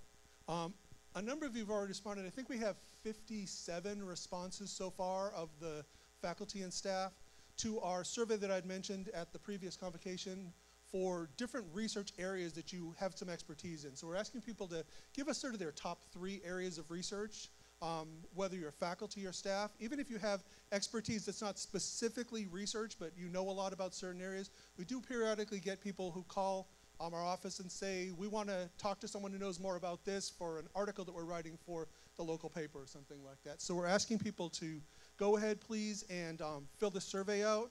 It was sent out on November 13th. So if you want to go back through your email, if you keep your old emails, go back through and find an email from Dr. Porter from November 13th. If you can't find it, just email me and I'll send you a copy of the link. And actually, Dr. Porter has authorized that we're going to collect the names of everyone who's filled that survey out, from the ones who started filling it out starting in November through the end of this semester. We'll put all their names into a pool, and we'll draw one name for a purchase of a free iPad. So someone's going to get an iPad. So make sure you fill that out so that you have a chance to do that. We have a number of things that we've updated, as part of our general updating, we went through some rules, some research-related rules that needed to be reviewed. We've updated the IRB handbook to make it more consistent with some of the things that we've changed on campus or some of the ways we're doing things.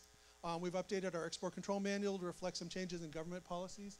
And actually, a big change in government policy that may or may not be happening really next week is the common rule, the rule that is used by the federal government to oversee all human subjects research throughout the country, is scheduled to be updated, the first update in 30+ years on January 19th. But we don't know if that's going to happen. So the administration has not necessarily put it on hold, but they also haven't said that they're definitely doing it. So We're preparing for the possibility that there will be changes. Some of them are pretty sweeping changes that make things a lot easier for the researchers and for our IRB. Some of them are things that weren't around 30 years ago that needed to be addressed. And so we'll have some information about if that's changing, but we are preparing for that. So we still don't know. We may not even know as of the 19th. We may not know whether that is going into effect, but technically it does go into effect on January 19th. And finally, I want to mention that we had 3 students attend the Pathways Conference. We were allowed to have up to 4. We actually had 4. One was not able to attend.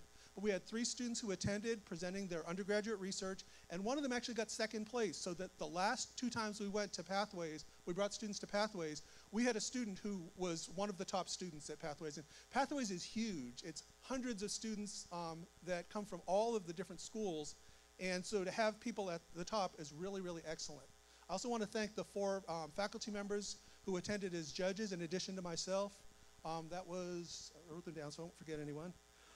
Dr. Jerry Jones, Dr. Kelly Cood, Dr. Edward Hill, and Dr. Yashim Sachi, who all helped to do the judging. And Pathways is an excellent opportunity for undergraduate and graduate students to get their research out there, to find out about undergrads, to find out about graduate schools and things like that. So we're really excited to have some students going. We're hoping to get some more for Pathways next year. It's always in the beginning of November. So you may be, if you're working with students and they have something that they might be able to present next year, definitely let me know about it, or definitely respond when we send some stuff out. Probably before the end of the semester we'll send something out, because everything comes out in the summer when a lot of you aren't around, and so we want to make sure people know then, and then we'll be bugging you again at the beginning of the semester, the fall semester, just to make sure that we can get some students. And if you're interested in maybe attending to judge, then that would be great. The one issue this year for us is that it's at International, and it's probably about the furthest trip that you can take from here to another school. So that's all I have.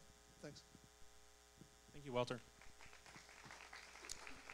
So that wraps up the Office of Research. I just want to point out we do have one individual that is really the glue of the Office of Research, and that is Ms. Damika Randolph. If you have any questions, most people go to her first. We appreciate everything she does for that office. Provost Gray Vickery, do you want to introduce the next few individuals? Thank you.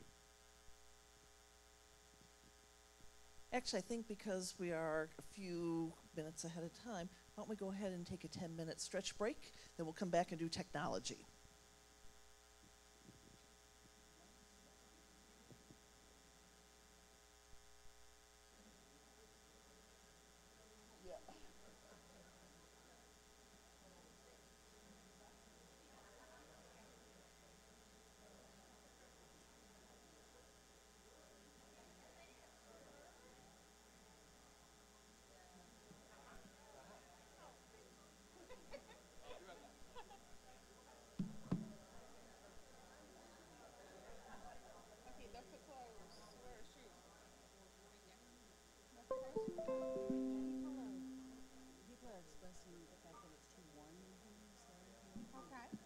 This is me flashing?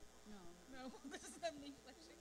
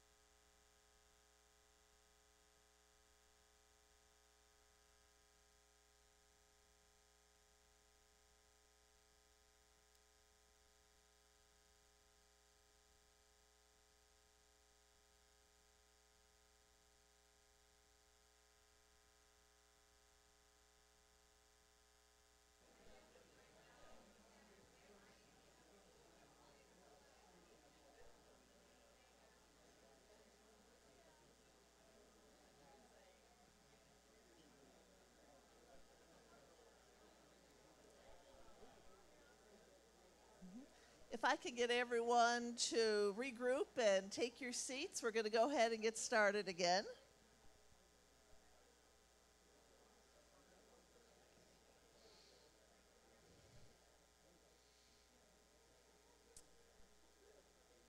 Last fall at Convocation, we had just this huge list of technology reports because we were going through more technology changes, I think, than I've ever seen in my higher education career, and it continues. Some things are going to be just updates on where we are, and some more new things. So put on your seatbelts and let's hear about our technology updates. First, Dr. Schilke.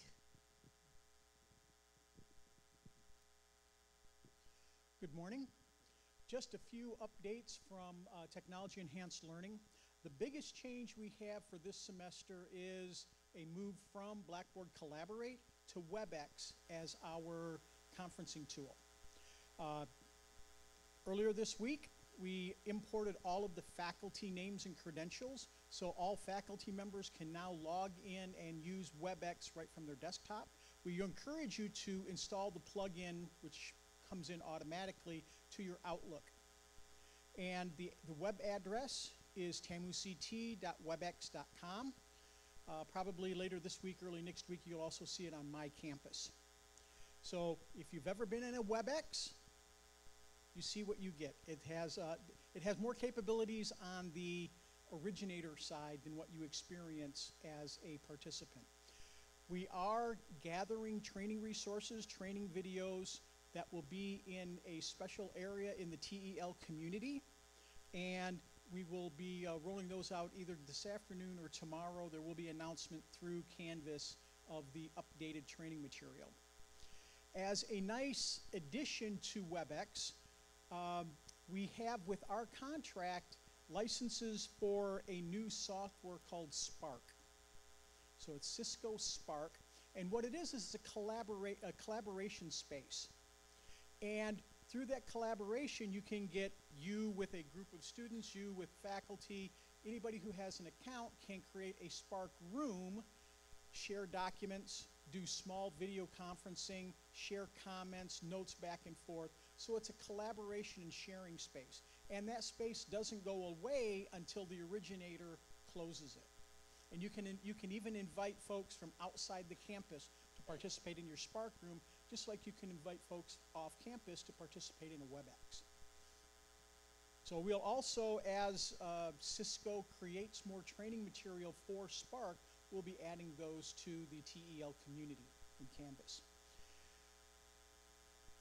As we speak, and they're still in meeting, we have IT folks working with another vendor called CircuLive, who has a integration between WebEx and Canvas.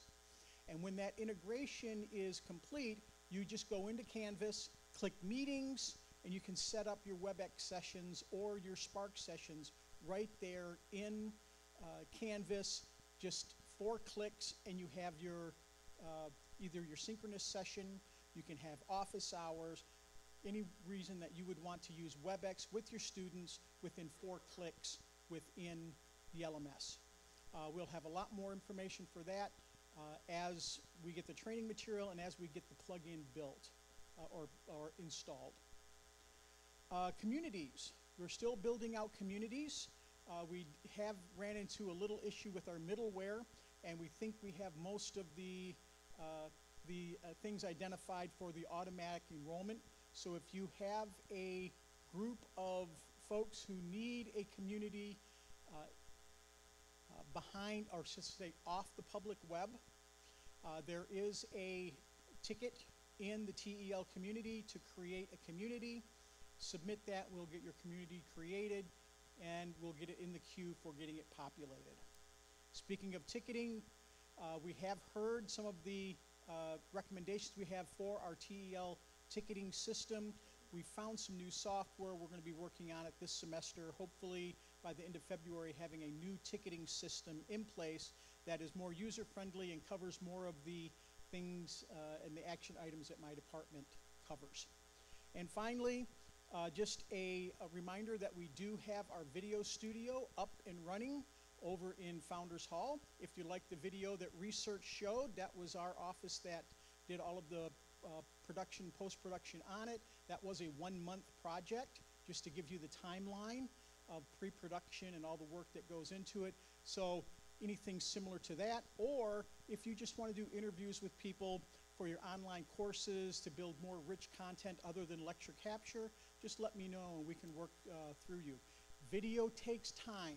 Video takes work. I think Dr. Porter can share how much work they put in for that short video, but the finished product is worth it. Any questions for TEL?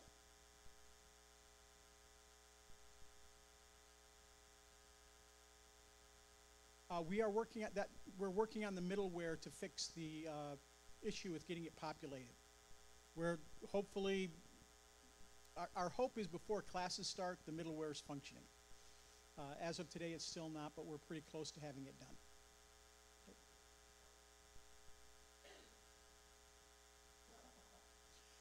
No. I'm verifying Spark. I was told by one person yes and another person no, so I have to go back to the vendor and verify. But I know for WebEx they cannot originate. There was a question over here? Yes.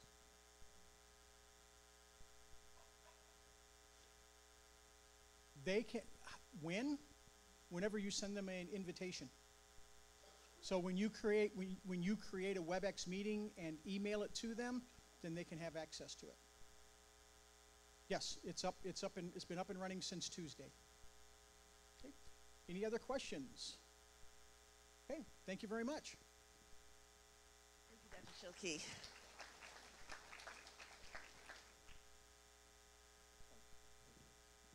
Thank you, Dr. Pegg, and I'm glad to be here this morning. I'm going to try and, for those of you who haven't been through one of these, we have this tradition of epic demos, which sometimes work, most of the time work. I'm going to go out on a limb and do a live demo again. And, we may not need the voiceover today. We'll see. For those of you who are new or possibly haven't heard yet, through our Microsoft licensing for the campus, you can get the Office 365 software for your home computers. Now, you don't need to do this for your work computer. We install that through the IT department. But for your home computers or your home tablets, your iPads and so forth, you can download Office application software like Word and Excel and PowerPoint under our current licensing agreement. So you do not need to pay extra for that. It's relatively easy to find. If you look on the Search My CT tool that you've seen a couple times today, it typically shows up under most popular, but if it doesn't, you just need to search up here and, say search on 365 and it will pop up. You want the software, not the student email version. So the software version, it will take you to a new tab, and it even shows a little demo of where to find the link. That's this circled area right here. And we won't log in at the moment, but if you click start, it will take you to the website where you can log in. So that's how you find the software version, and we've checked the logs. Hundreds of you have taken advantage of this, so we're really actually glad that that's working well for you. But if you're new and you haven't tried this out, go ahead and download that software for home use. For email, so I mentioned there was two things. If we go back here under search results, our students currently use Office 365 for their email. They've been on 365 email for years now. Through the fall semester, we made a lot of testing and QA type work, and we're ready to start migrating you all to Office 365 email. This doesn't mean a big change for what you do on your phone, for example. Your Outlook software will look exactly the same. Your email address will stay the same. But it does mean the back end, kind of where the mail is hosted. The service part of Office 365 email comes with our campus license, so we won't be paying A&M any longer for it. And we'll save that money and be able to invest it in other things. So that's going to start happening this spring. Probably, let's say, midterm, maybe around spring break, we'll start migrating people in groups. We won't do the entire campus at once. It'll take us probably the whole semester to get people migrated. And the goal is to be over to that by summertime. So good news is, doesn't change your address, doesn't change how your email looks to you, but it makes a lot of difference on the back end. And it does lead to some security improvements as well, which I'll come back to. I mentioned the timeline on that. So the bottom line is, let me go ahead and I'm going to put the mic down just for a minute and log in. One of the nice features that we spend a lot of time working on, partly because of 365, is that login aspect. We're starting to tie a lot of our web services into the logins for 365.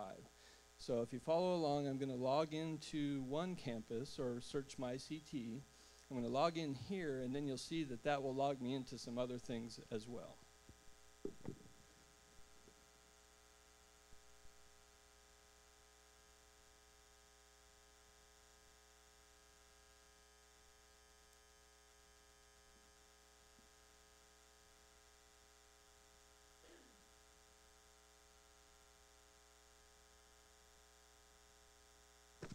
And if you notice, this is our login screen. This is not a Microsoft login screen. So all of your username and password information stays locally on our servers, but it ties you into the Microsoft 365 system.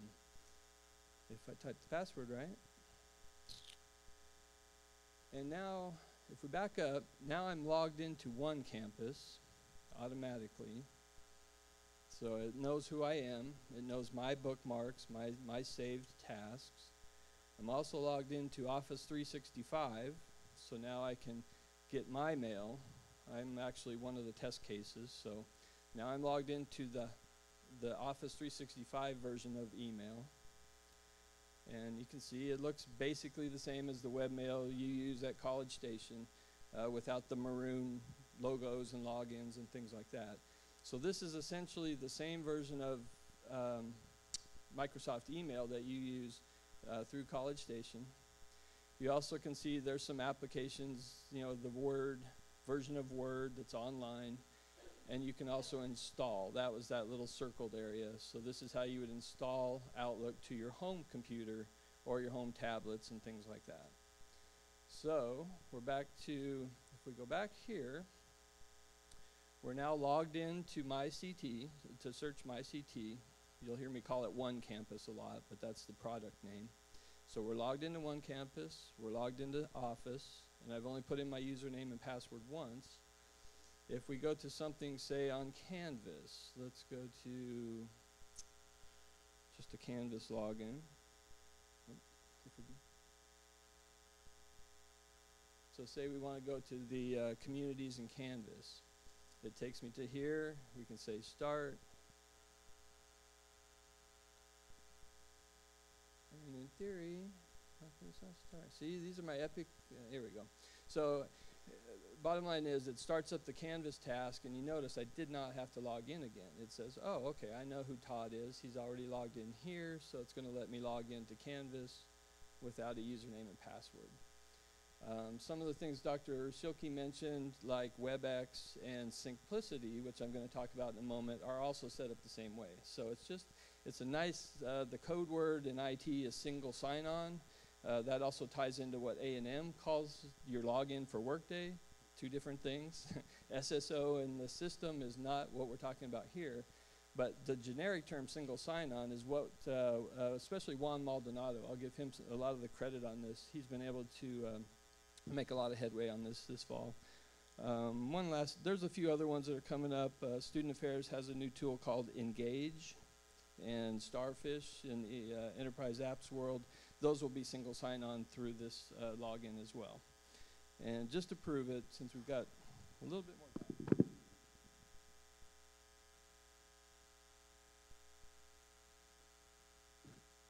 That's the one Dr. Schilke mentioned, the new WebEx service. If I go to WebEx, it should say, oh, I know Todd, and not make me enter the password again. So it says, hey, Todd, we know you logged into this browser, and it lets me in. So that's kind of the general overview of Office 365 and some of the new single sign-on tools that come with it. So jumping ahead to information security. I could lecture for hours on information security, but I won't. I promise not to. The bottom line is last year we had a really fairly positive audit from the internal audit at A&M System. They did nick us on a few things. One of them is in your office computer or your laptops that we supply, they really insist that we have a password on the screensaver. So after 15 minutes, your screensaver will come on. If you don't do anything, if you don't lock your computer yourself when you go to the restroom, after 15 minutes, it's going to lock the computer screensaver for you. And that's just kind of a standard that they insist on. That's fairly new. You'll start seeing that on your computers if you haven't. On top of that, they're also really emphasizing, and it's a best practice, but they're really emphasizing encryption of all our data that needs to be secured. So all of our critical data. So we'll be taking a couple strategies or tactics to address that this coming year. One of them is, as most of you know, a lot of our laptops are encrypted already. So when you take your laptop on a trip, if it's lost or stolen, at least the data is encrypted on the hard drive. We're now starting to have to do that for on-campus computers as well. And the good news is it doesn't require another password any longer, but at least the data is encrypted. And it's a lot of extra work for Courtney's staff, but yeah, they're ready. So that'll start happening this year as well. The second issue, or the second initiative, is something called Syncplicity. And I'm going to put the mic down one more time.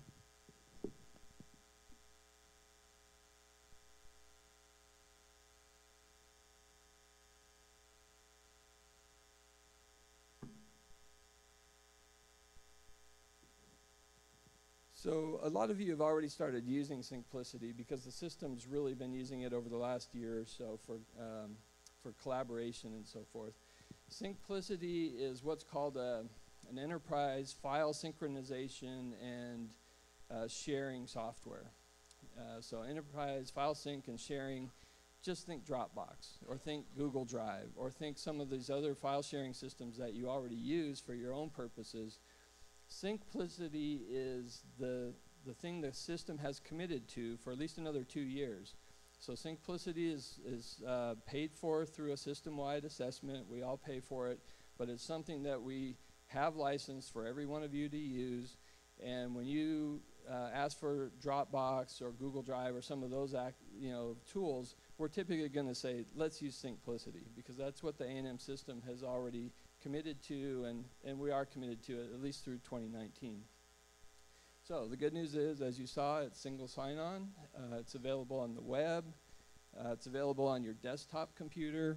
It's available on your phone and your iPad and all of those types of things as well. All of your files can be synced, and they can be shared. That's the other thing. So it's very easy to share one of these.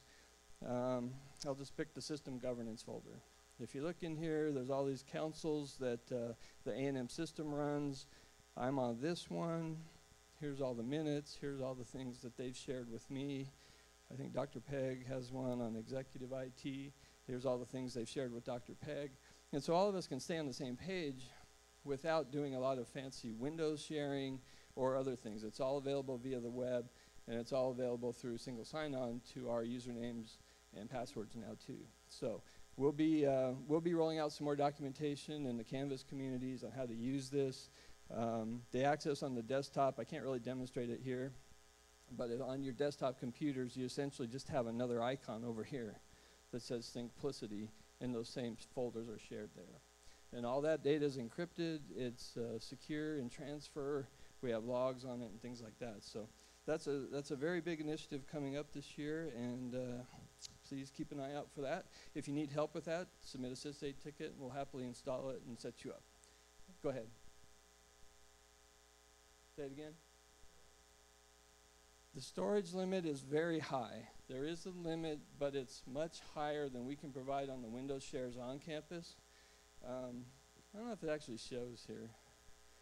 It's kind of funny when we look at it. We're like, no, it doesn't. But bottom line is there is a storage limit, but it's much, much higher than what we have on campus. And so for research purposes, things like that, there's some really good use, especially when sharing and collaborating. It doesn't, you can actually share with people outside the university, with outside the A&M system. It puts a little bit more on you to make sure you're sharing it in the right way with the right people. But people can get a free Syncplicity account, say if they work at another university, and you can share with them as well. Did Joe?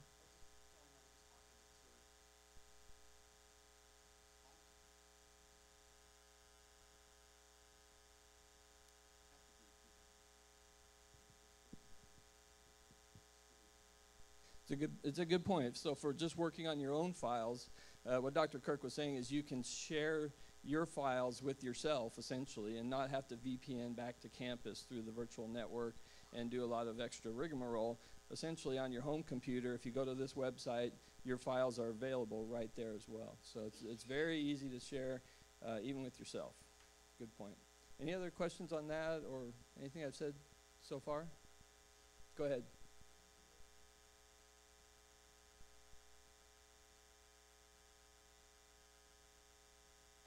It is. It's fairly straightforward. It's as long as you have both on your desktop, you can transfer with sort of a drop and drag. Yeah. We don't. IT doesn't need to get involved in anything like that. It's pretty much up to you. As is the sharing part of it. The sharing part of it's really up to you who you want to let access your files. Either nobody, or another person on campus, or a group, things like that. Go ahead, Lisa.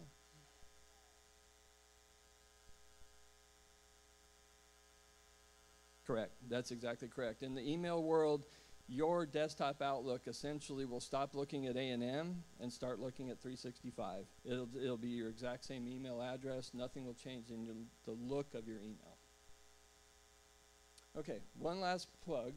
I know my time's running short here.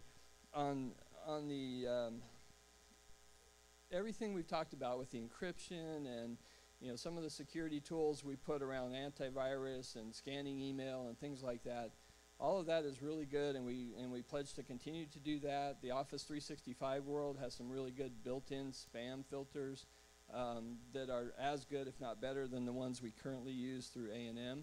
So a lot of the email security will stay the same, and hopefully we'll have a little better control over it.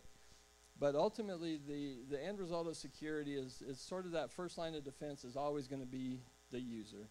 And we really appreciate everything you all have done. I mentioned we had an audit last year. That went pretty well. Last fall, we had some incidents of phishing and malware and things like that. But overall, I do it every time, knocking on wood, we're doing pretty well. So please keep up the good work. Remember, you're the one the hackers are trying to fool. And we can only do so much on the technology front. If you have any questions, email the IT department, put in a sysaid ticket, give us a call. We're happy to help with any of that. Dr. Simmons?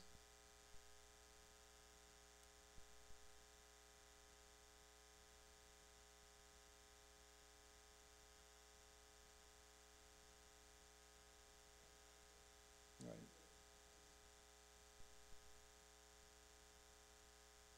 There's definitely things you will have to do. The biggest things you will have to do is where you have your email connected to a phone or to a home computer and things like that, you will have to make some changes to the server connections, and we'll have all that documented. That's part of the reason we haven't rolled it out. We're still working on the support side of helping you all move. But your desktop computers, things like that, they'll migrate fairly quickly and easily. And we'll even take your old mailbox. That's the other big part of this. We have to set up a system where we take the mailbox from College Station so your existing mail comes with you. And that's a fairly big chunk of work as well. So yes, there'll be some migration involved, but it won't be, it'll be as seamless as we can make it.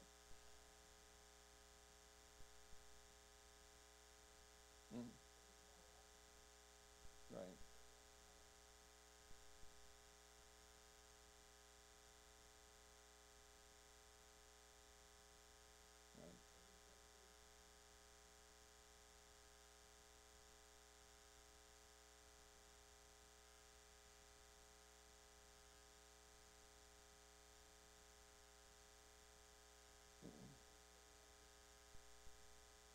You're right. The classroom instructor stations, like the one in the podium here, they won't do anything for an hour. The laptops is a different scenario where it just locks your screen if you don't touch the mouse for 15 minutes. So if you take a pause for 15 minutes, correct. That's sort of the standard they've set on us. Now, can we come up with an exception to the policy? Probably. You know, if it becomes a big problem, we can definitely work on it. We're not trying to make anyone's life harder here, trust me, but we are trying to fit into what the system's asking us to do. So anyway, we're happy to work with you on that, honest. Anyone else? Go ahead, Jeff.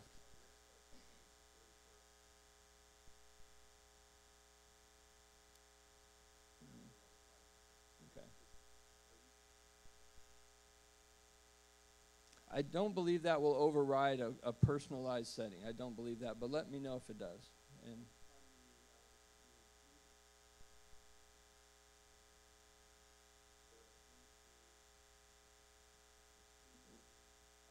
there is a theoretical limit to space in Outlook through Office 365, but again, it's a lot larger than what we, College Station went from 2 gigabits per mailbox to 10 gigs last year, and most people aren't even quite at 10 gigs but ultimately it's about attachments and things like that. The goal, to be honest, on space on your email is to use things like simplicity more and your mail less, but ultimately Office 365 does have a much higher limit on storage for email as well. Okay, well, I appreciate the time. We're there in IT. When you need us, let us know. Thanks.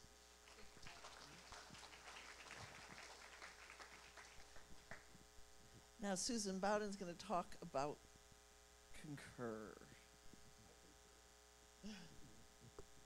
Thank you, Dr. Pegg. You know, everybody has parts of their jobs that they absolutely love. Like, for me, I love doing the university's financial statements. That's my thing. Laura's thing is bugs. So we all have things we love, but we all have things we probably would just assume we never had to deal with again. And for most people in this room, I'm thinking travel is going to fall in that category. It's not the actual travel part of it. It's the making sure we comply with the rules, making sure we get all the paperwork done, and all that stuff to get to pay for travel that we do for university business. So last fall, I came and talked about Concur, which is the system's travel system. And it's basically a beginning to end digital travel system. You start by entering your travel request in there and getting approval for that, and it goes, you do your booking through there, whether it's hotel, car, whatever.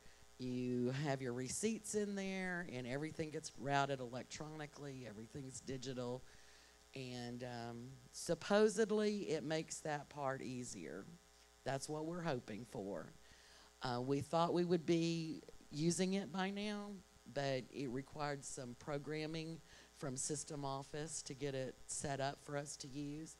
And Tina's going to talk about Workday in a minute, and Workday has pretty much taken all system programming resources for the past 6 months. So, but we finally got there, and I'm happy to say that the last week of January, first week of February, we're going to have training here to start using the Concur system.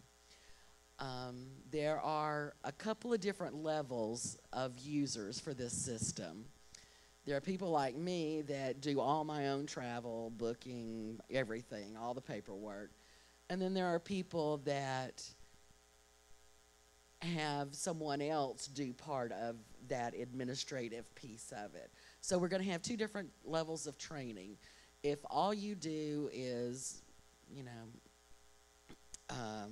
make sure you turn in all your receipts and everything, you'll have to come to training, set up a profile, and then give authority to somebody else to be able to process the paperwork.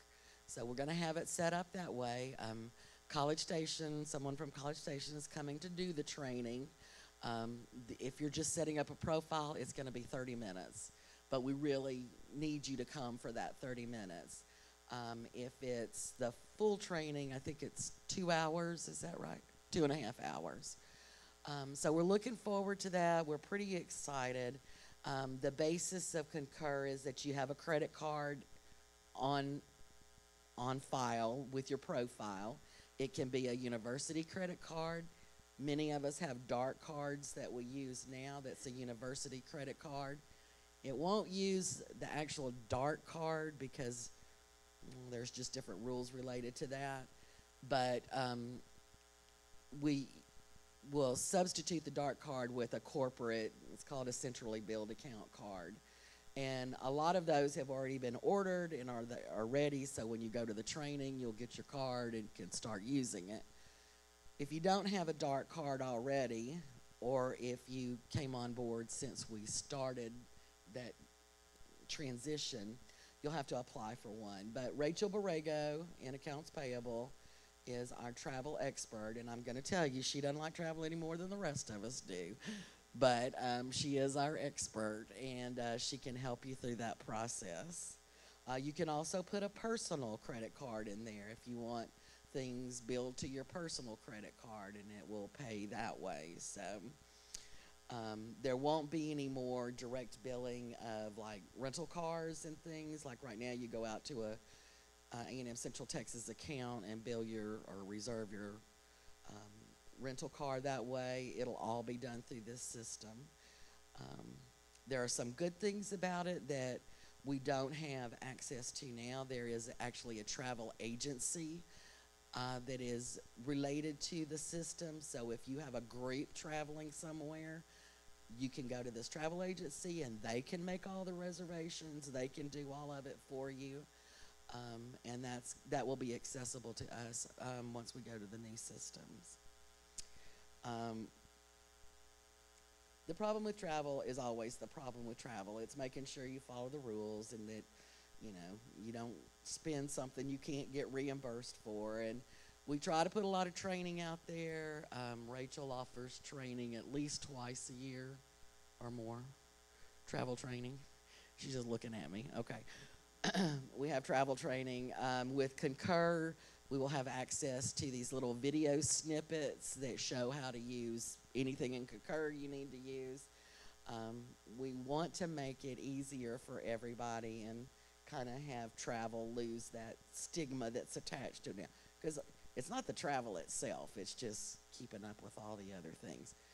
We're available if you want some one-on-one training for your team. We can come and do that related to travel. Anything we can do to make it easier, that's our goal. So hopefully by the end of February, we'll be using Concur for all our travel. Any questions? Okay, thank you. Thank you. Thank you, Susan. And Tina, I heard that Workday is coming.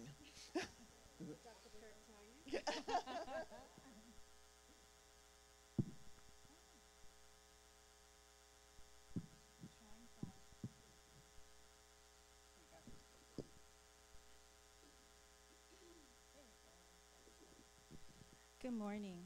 I'm going to try to make this short and sweet because I know we're getting a little behind time, but yes, Workday is live.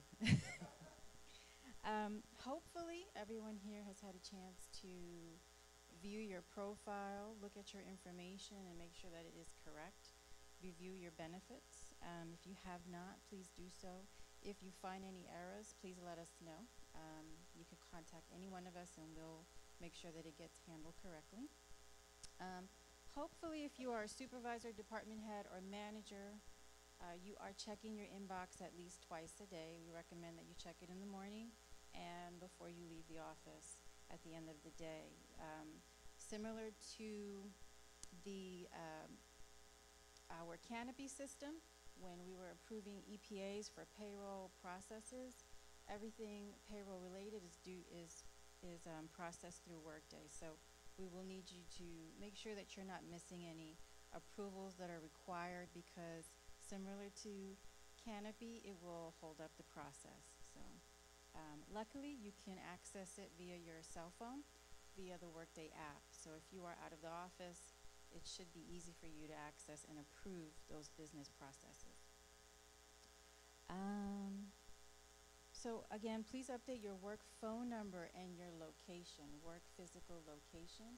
Workday can be used as a directory, not just for Central Texas, but if you're trying to locate someone in San Antonio or International at Laredo or College Station, you should be able to simply put their name in the search bar, find them, and their basic information will come up, such as their phone number and or their email. So we ask that you do the same so that if other people are trying to locate you from other universities, they can easily find your contact information without having to navigate through our website. Managers and supervisors, please check your organizational charts, and just so that I can show you where you can see that very easily. Let's go.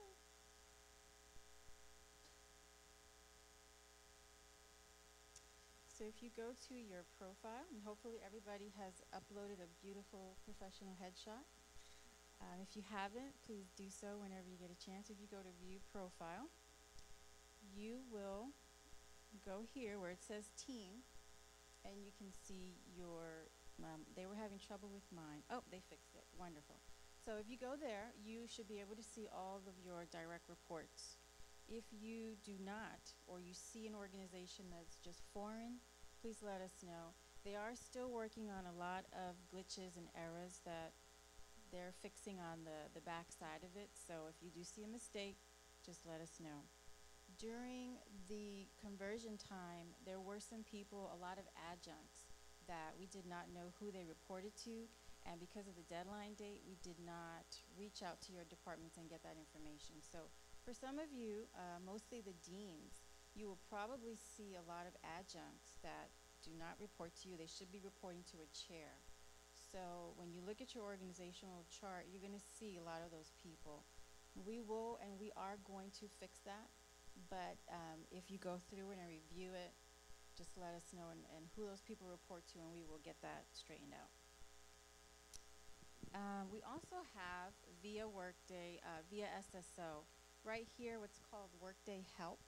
And this is a great tool if you got married and want to know how to change your last name, if you had a baby and want to know how to add your dependent.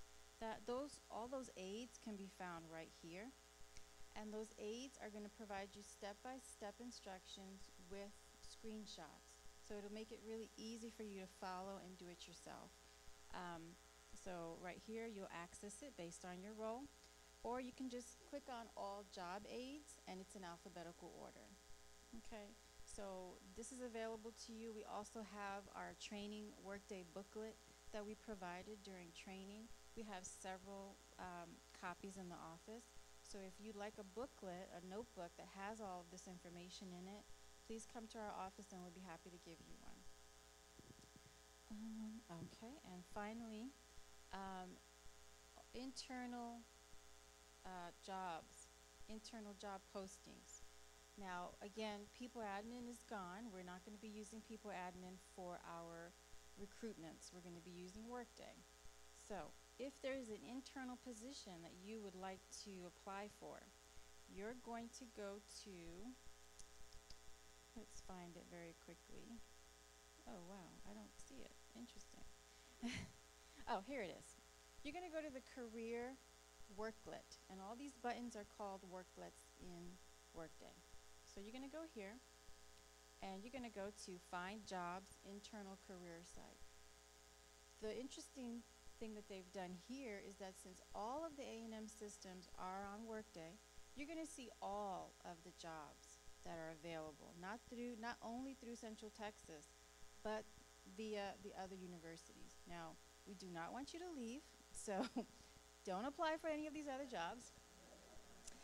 However, if you must, this is where you can find some open positions through the other A&M universities. Okay, and if you do decide to join another A&M institution, know that Workday will make that transition a lot more seamless than the other way we were processing that transfer. So again, they are still working on a lot of glitches, so please bear with us as we work with the Workday team to get through those and to make this system a lot more functional for us and for yourselves. Performance evaluations we're going to be doing performance evaluations in May through the Workday system. We will have training in April. We don't have the dates set up yet, so for managers and supervisors, department heads, we will provide you with ample training before we get to that time of the month, year. Recruitment training. Workday recruitment is a lot more complicated than people admin, sadly. So instead of doing a mass Workday training, we're going to just train employees as you are assigned to a recruitment and a job posting, because it just doesn't make sense to train you and then you don't sit on a recruitment for about 6 months or more than that. You might forget the process. It'll be a lot more complicated for you to navigate through some of those differences that we see here versus how easy it was in people admin. So we will train you as you sit on, once you're assigned a committee, and we'll make sure that you get the proper training and time to do so. And I believe, one last thing. In order to make, if you're going to be applying for jobs internally, in order to make that process a lot more seamless, I recommend that you go to the career worklet and add your information. Add your education, add your work experience, because if you do that, when you do apply for a job, all that information that you've already entered will automatically populate into your application, which will save you a lot of time. So there's 2 ways you can do it. You can go to the career worklet, which is what I just did, and just start adding education, work experience, click on more, any second languages that you are fluent speaking in, your job history, your achievements, your professional affiliations. You could also go to your profile and add that information there. So see here, I've already listed my education, and I can add my job history. So there are 2 places where you can do that.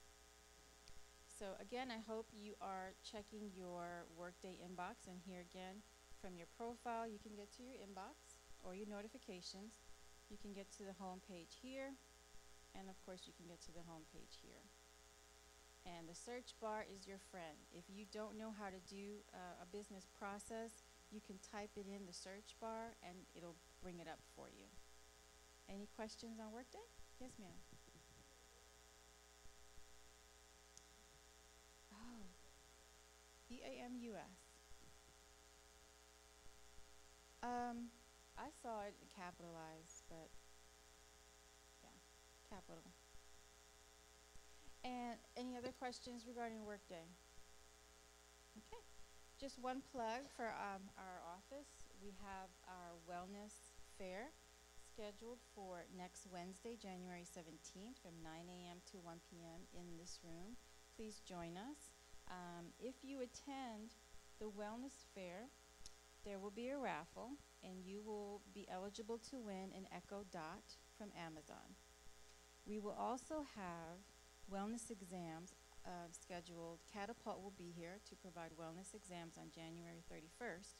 And if you sign up for a wellness exam, you will also be entered into a raffle for a Kindle. So I think those are all of our plugs. Thank you very much.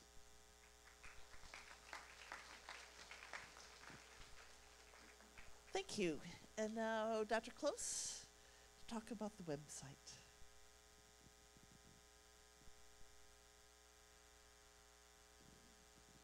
I thought it best that maybe I make the presentation from the back of the room in case I needed to exit quickly. But thank you for your sense of humor, and thank you, Dr. Pegg. I'd like to acknowledge and thank the president and the provost for the opportunity to be able to jump into the website and see what we can do to improve it, to make it useful and helpful for us and for the people who approach us for an education. So what I'd like to do as a part of this update is introduce you to the revised visual of the website as it exists now. Now, before you panic, I know the video is very choppy, That is not the video that we're going to use. It is a video, so we had some sense of a placeholder in terms of imagery and sizing. So be assured we have some absolutely beautiful drone aerial video of the campus, and it will be inserted there. We also have video of Dr. Redmond teaching a class, and it will be there. We also have video of special events, and those are going to be cycled through that space. So while you're watching it kind of, you know, wobbling around and thinking, oh no, that looks terrible, don't worry, that won't be what's there. Now, if you look up at the top, I'd like to draw your attention to a few things. The directory. Can I just say, I heard you. You want a directory. And I would like to thank all of the folks who really made that possible. For example, Todd, where'd you go, buddy? Todd and his people and Cascade Factory folks have been a critical part of this team. And Todd, thank you. I could not have done this without you. Perhaps this is too much self-disclosure, but my understanding of technology when I use it around the house, when I push the microwave, the garage door goes up and down. So I am challenged to navigate this field of technology, and Todd, I couldn't do it. Thank you for the teaching that you've done for me. Here's what we have done since we have inherited the website. Again, thanks to the folks at the system and to Todd, we have been able to retain the services of Cascade Factory. Cascade Factory is important to us because they're the people who are developing the technology behind the website, and they're the folks who are helping us develop the discrete pages and the shells for those pages that we will need to be able to publish the things that we want. For example, I have heard loud and clear from across the campus that faculty want to see their bios and their contact information restored to the website, and I'm seeing this, okay? One of our strengths on the Marcom team and the website team is that we are terrific listeners. And we believe very strongly in listening and building consensus around the things that are going to be most helpful to you. So I have had many conversations with faculty and deans across campus about how best to do that.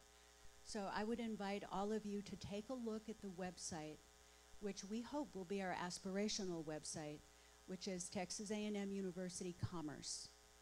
If you look at how they're laying out their website, actually, why don't I do that as long as we're here? May I take a minute? Yes? Okay. Okay, the Texas A&M University Commerce website does several things very well. The first thing that they do is that website features what is the heart of their university, and that is their academic programs and their colleges. Or in this case, their football team. Well, how often do you get to be like the Division, what is it, Division II equivalent of the Heisman? But as you scroll through their website, they do several things very nicely. If you look at the About Us, everything you want to, Todd, what am I doing wrong? What did I tell you guys about navigating websites? Okay, all right. Let me just introduce the layout. We are copying their layout rather shamelessly, but more importantly, if you go to the degrees and you look for information here, instead of it being separated by undergraduate and graduate and pretty much forcing our potential student population to run throughout the website to find information, everything that a potential student might want to know is all in one place, including the featuring of the faculty and staff. These are the formats that we have asked Cascade Factory, who designed their website, by the way, to help us follow. So if I am a member of the faculty, my name, my degree, whatever other credentials I have is identified here. My status within the department is here. My email, my phone number, which I as the faculty member get to choose whichever best way it is to contact me, okay?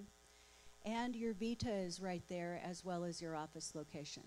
When you go into the department, there is a small one-paragraph bio that explains what your areas of speciality are.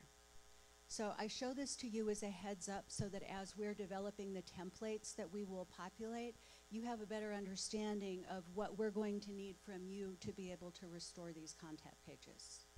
Yes? I'm an old teacher, people. I'm looking for heads to go like this. Okay. Okay.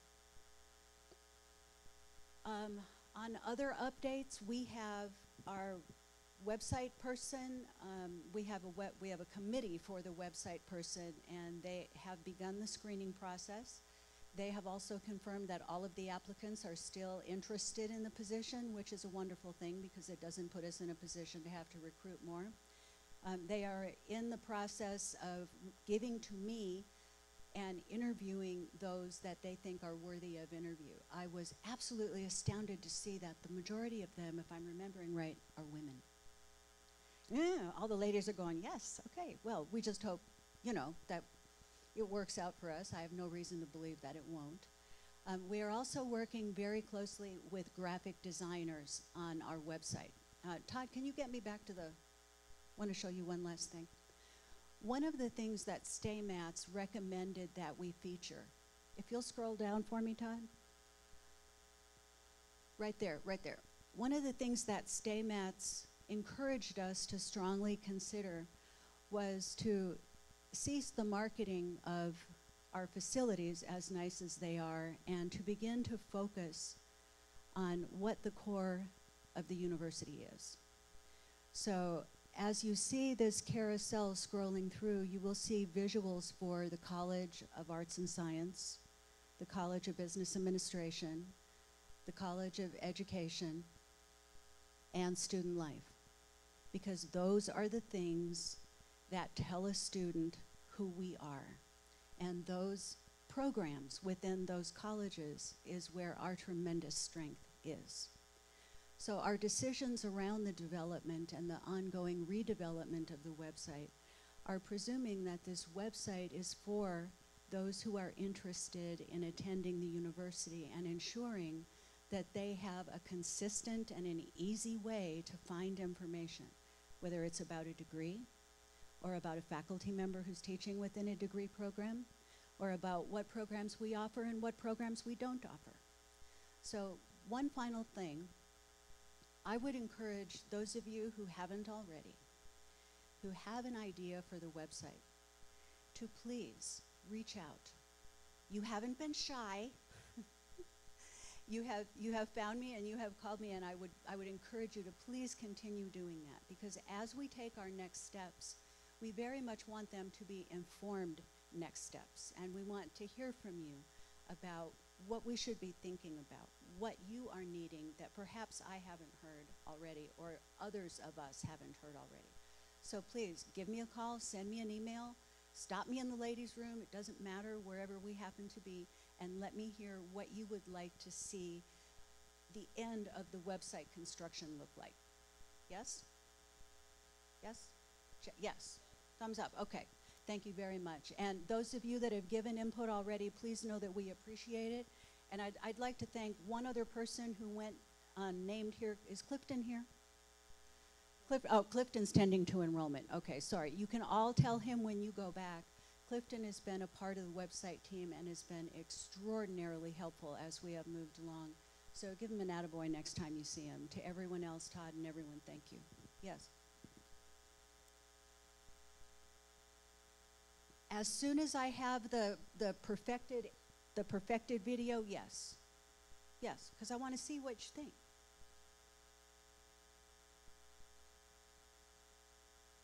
Yes, absolutely. When I said we're doing this with your input, I'm not just saying that.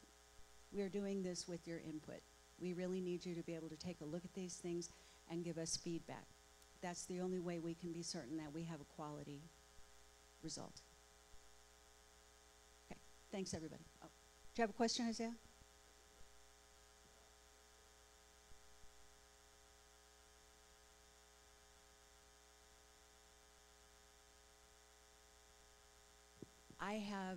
I have no context right now from which to answer that question. But I will tell you I have thought of that very question and have drafted a charter for a standing committee called the Website Task Force. Website Task Force. And what I want that task force to do is help inform with your communication with us and us with you answers to those very questions, because they are going to be fundamental to how we proceed. Okay? So no, I'm not just going to make a decision right now in this minute and say, yes, that has to be the focus. This has to be a decision we all contribute to. Thank you, and good morning.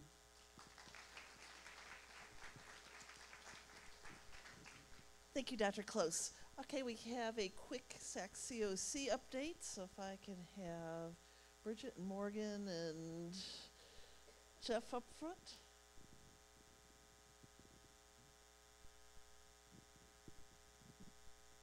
Hey everybody, I guess I'll go first.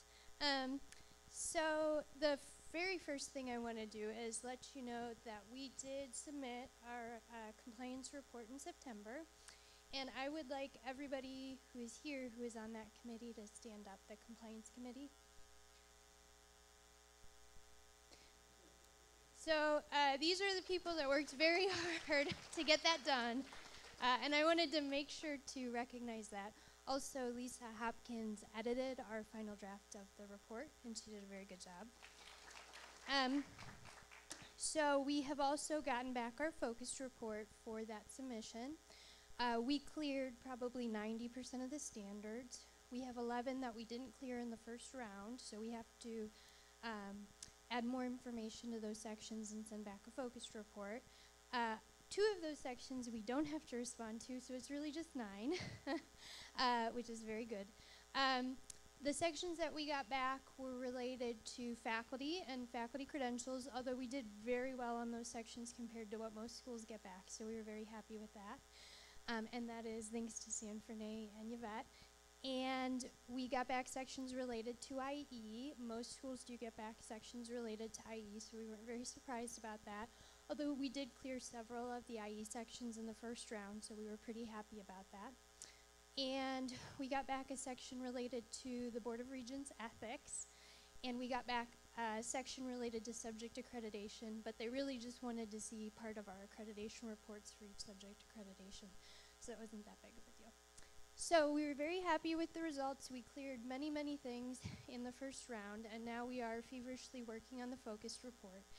And the biggest thing that you need to know about the focus report is that if somebody asks you for information for the focus report, give it to them, and give it to them right away. Don't wait. Don't take a week to think about it. Don't say, okay, I got to grade this paper, and then I'm going to go ahead and send it. Stop. Think about what it is, and then send it. Or send it as soon as you possibly can after gathering it. We don't have a lot of time for the focus report.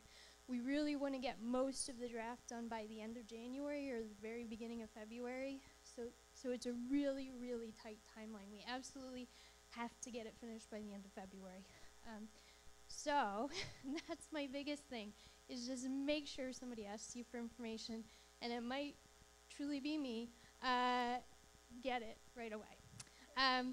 So that, and one other thing, this is related to the on-site visit, which Dr. Kirk is going to be talking about, but also the compliance committee. We will be setting up practice interviews for people that we think might be asked to do an interview when they come on campus. So if somebody asks you to participate in one of those, please do, and we'll try not to be too hard, but we want everybody to feel very prepared for that experience.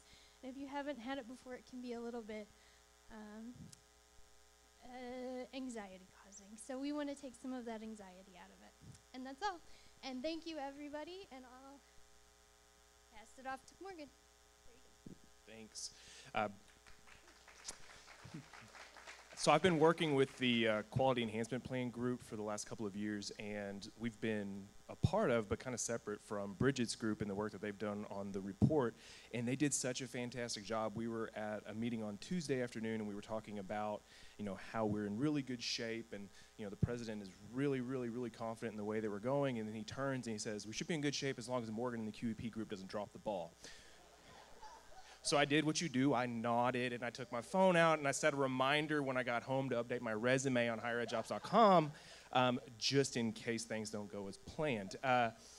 In reality, The QEP group has spent the last several years putting in well over 100 hours on the plan. It is a really, really solid, very strong plan that we spent the last year really kind of going out and seeking your input. From the very beginning, we've always been open to your questions and your comments, but we've really tried to actually go knock on doors, and we've been to a lot of department and unit meetings over the fall. We actually sent the draft out to Dr. Bruce Bowles' counterpart at A&M San Antonio. We were able to get a lot of really good feedback, tinker with some parts of the draft, and we now have a draft that has been ready to send out to our SAC COC VP for initial review. And then we'll be able to get some feedback from there and move forward. So as most of you hopefully know by this point, because we've talked about it probably the last 5 or 6 convocations, is the Quality Enhancement Plan is an attempt to show that we are committed to continuous improvement in addressing a gap of student learning, and the area that we as a university community several years ago identified was written communication. If you've worked with any of our students and things like that, you've often said this is an area that we can improve in as a university. So we've taken that, and that's the area that we're running with. As we move forward, we should have the executive summary of really kind of some of the finer points of the plan probably within the next week or so once we send that draft out tomorrow morning. If you like the plan, want to talk about it a little bit, how you can be involved, my office is on the 4th floor over of the other building. If you have some concerns or if you really don't like the plan, I think Dr. Bowles' office is on the 2nd floor of this building, but we'll both be more than willing to address your thoughts, okay? 3rd floor, just not 4th of that one.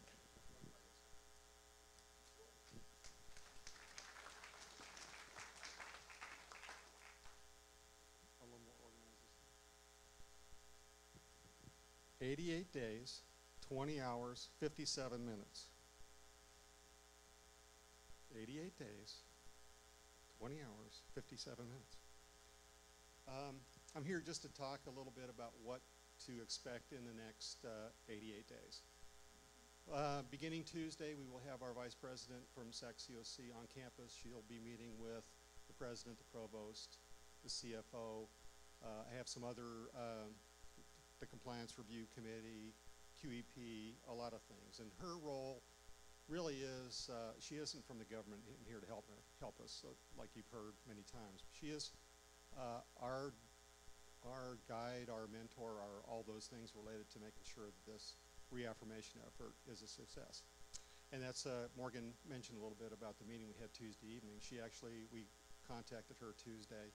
She gave us a little debriefing on what we had, what the offsite committee had found for us, and that's when we talked about some of the issues related to that. So she'll be with us Tuesday and Wednesday. If you see me, please remember what I look like. And I'm walking with a woman that's not my wife, and of course we don't need to go there because you don't know her either. I have her on a fairly tight leash, but she is likely to stop and ask questions. So I'm not so sure she'll ask particular questions related to what's going on other than just some information gathering kinds of things.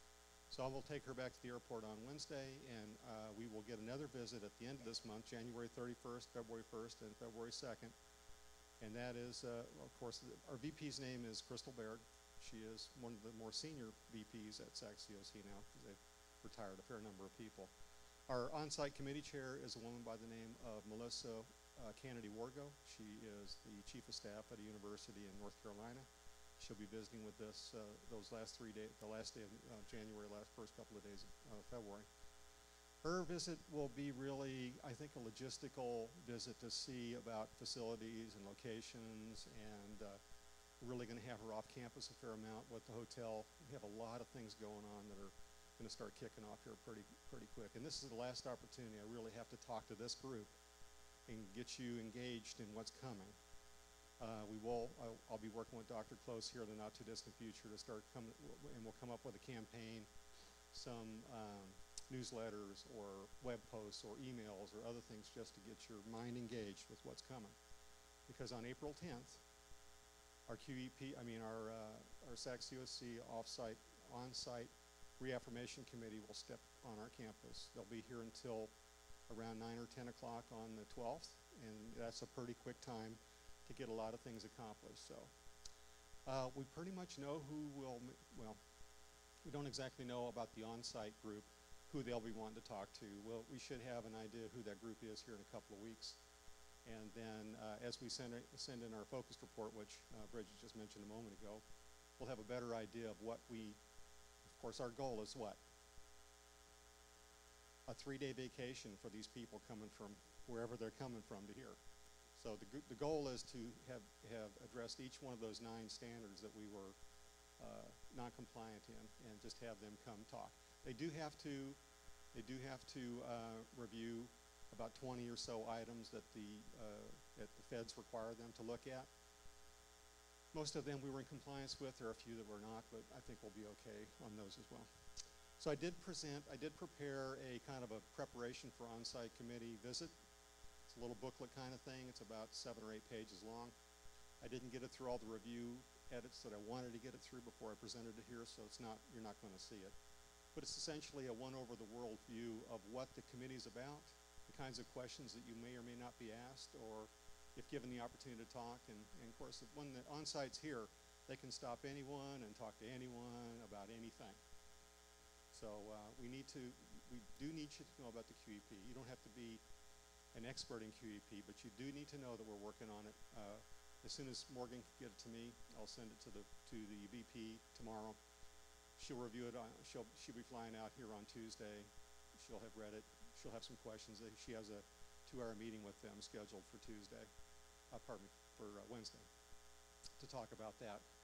And so we'll have a better idea of how that's going to go. Once that's done, we'll spiff it up a little bit. We'll put it on the web. I have an accreditation web page that all of this information is being posted. Our compliance certification will be there. The QEP will be there. The institutional summaries will all be there. All the paperwork necessary for this upcoming visit will be there. So once I get all that, I'll send out a general email to the faculty and staff saying, please take a look at it, at least be familiar with the location, be able to recognize it. How many times? 3 out of 5 times. And so that gives us the 60%. Okay, those that, the preparing on site. The dates they'll be here. They'll be staying at the Courtyard Marriott while they're here. We will engage lots of people in this activity because it is a VIP visit for us, and we want to make sure that we have the best face forward on when they show up. The newsletters, of course, I mentioned I'll work with Dr. Close and trying to get us a campaign going here pretty quick. And I think that's all I have. Any questions about SAC COC? I have updated my CV, by the way. I am privileged to be, the president asked me to do this when Tracy Taft retired, and I came over in my new role as Associate Provost and Senior Associate Vice President Extraordinaire, and all other things not related to. But I'm a compliance person. I like doing this kind of stuff. It's been a challenge because we have a lot of moving parts and we don't have a whole lot of people doing them. And so Bridget's very 100% right. If you get a call sometime between now and February for something, and could be sometime after, because after the focus report goes, they could still ask for evidence. If you get a call, please don't hesitate. Pass it to somebody that can do it. Get it done yourself. Let us know what the issue is so we can make sure we have a successful visit. And we can all continue to be paid. Thank you, Dr. Kirk. Now I'd like to turn the program over to Dr. Nigliazzo for the State of the University. Thank you. If I don't OD on Zicam and Hall's cough drops, I will try to make a few comments to you. And I'll try not to cough on you, Brad, while we go. First thing, I would like everybody in the room to give a round of applause for everybody in this room, for each other.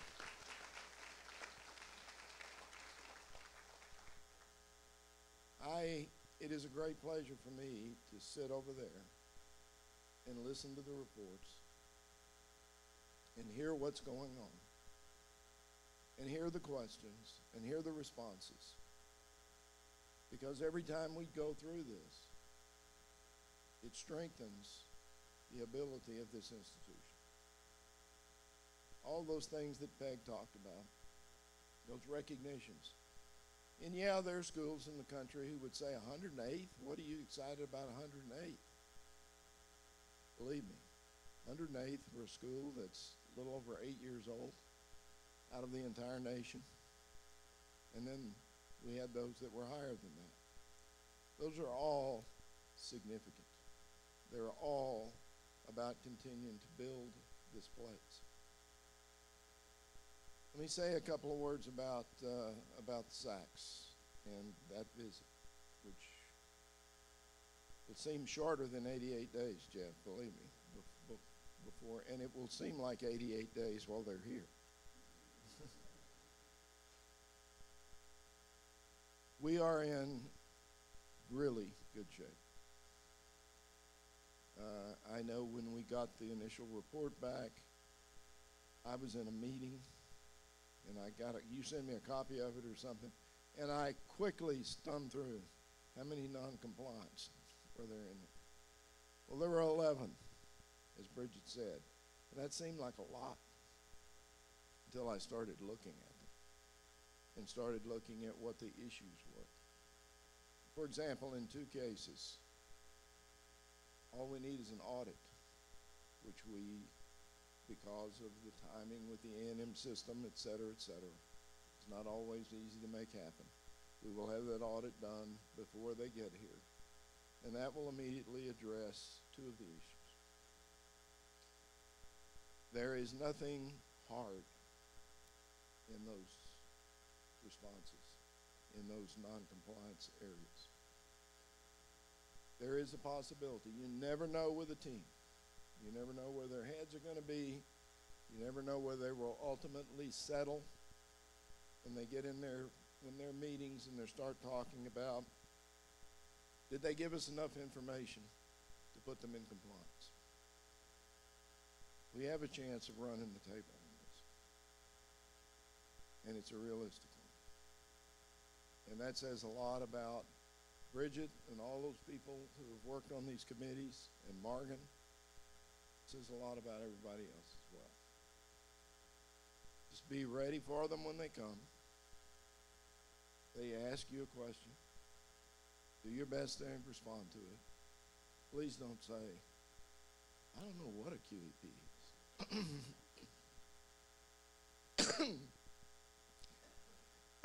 If you don't know for sure, bluff it as you go through it. I noticed Bridget, I had to rag you a little bit on this. Bridget was an incredible leader. I noticed she had her black boots on today. She left the bullwhip at home.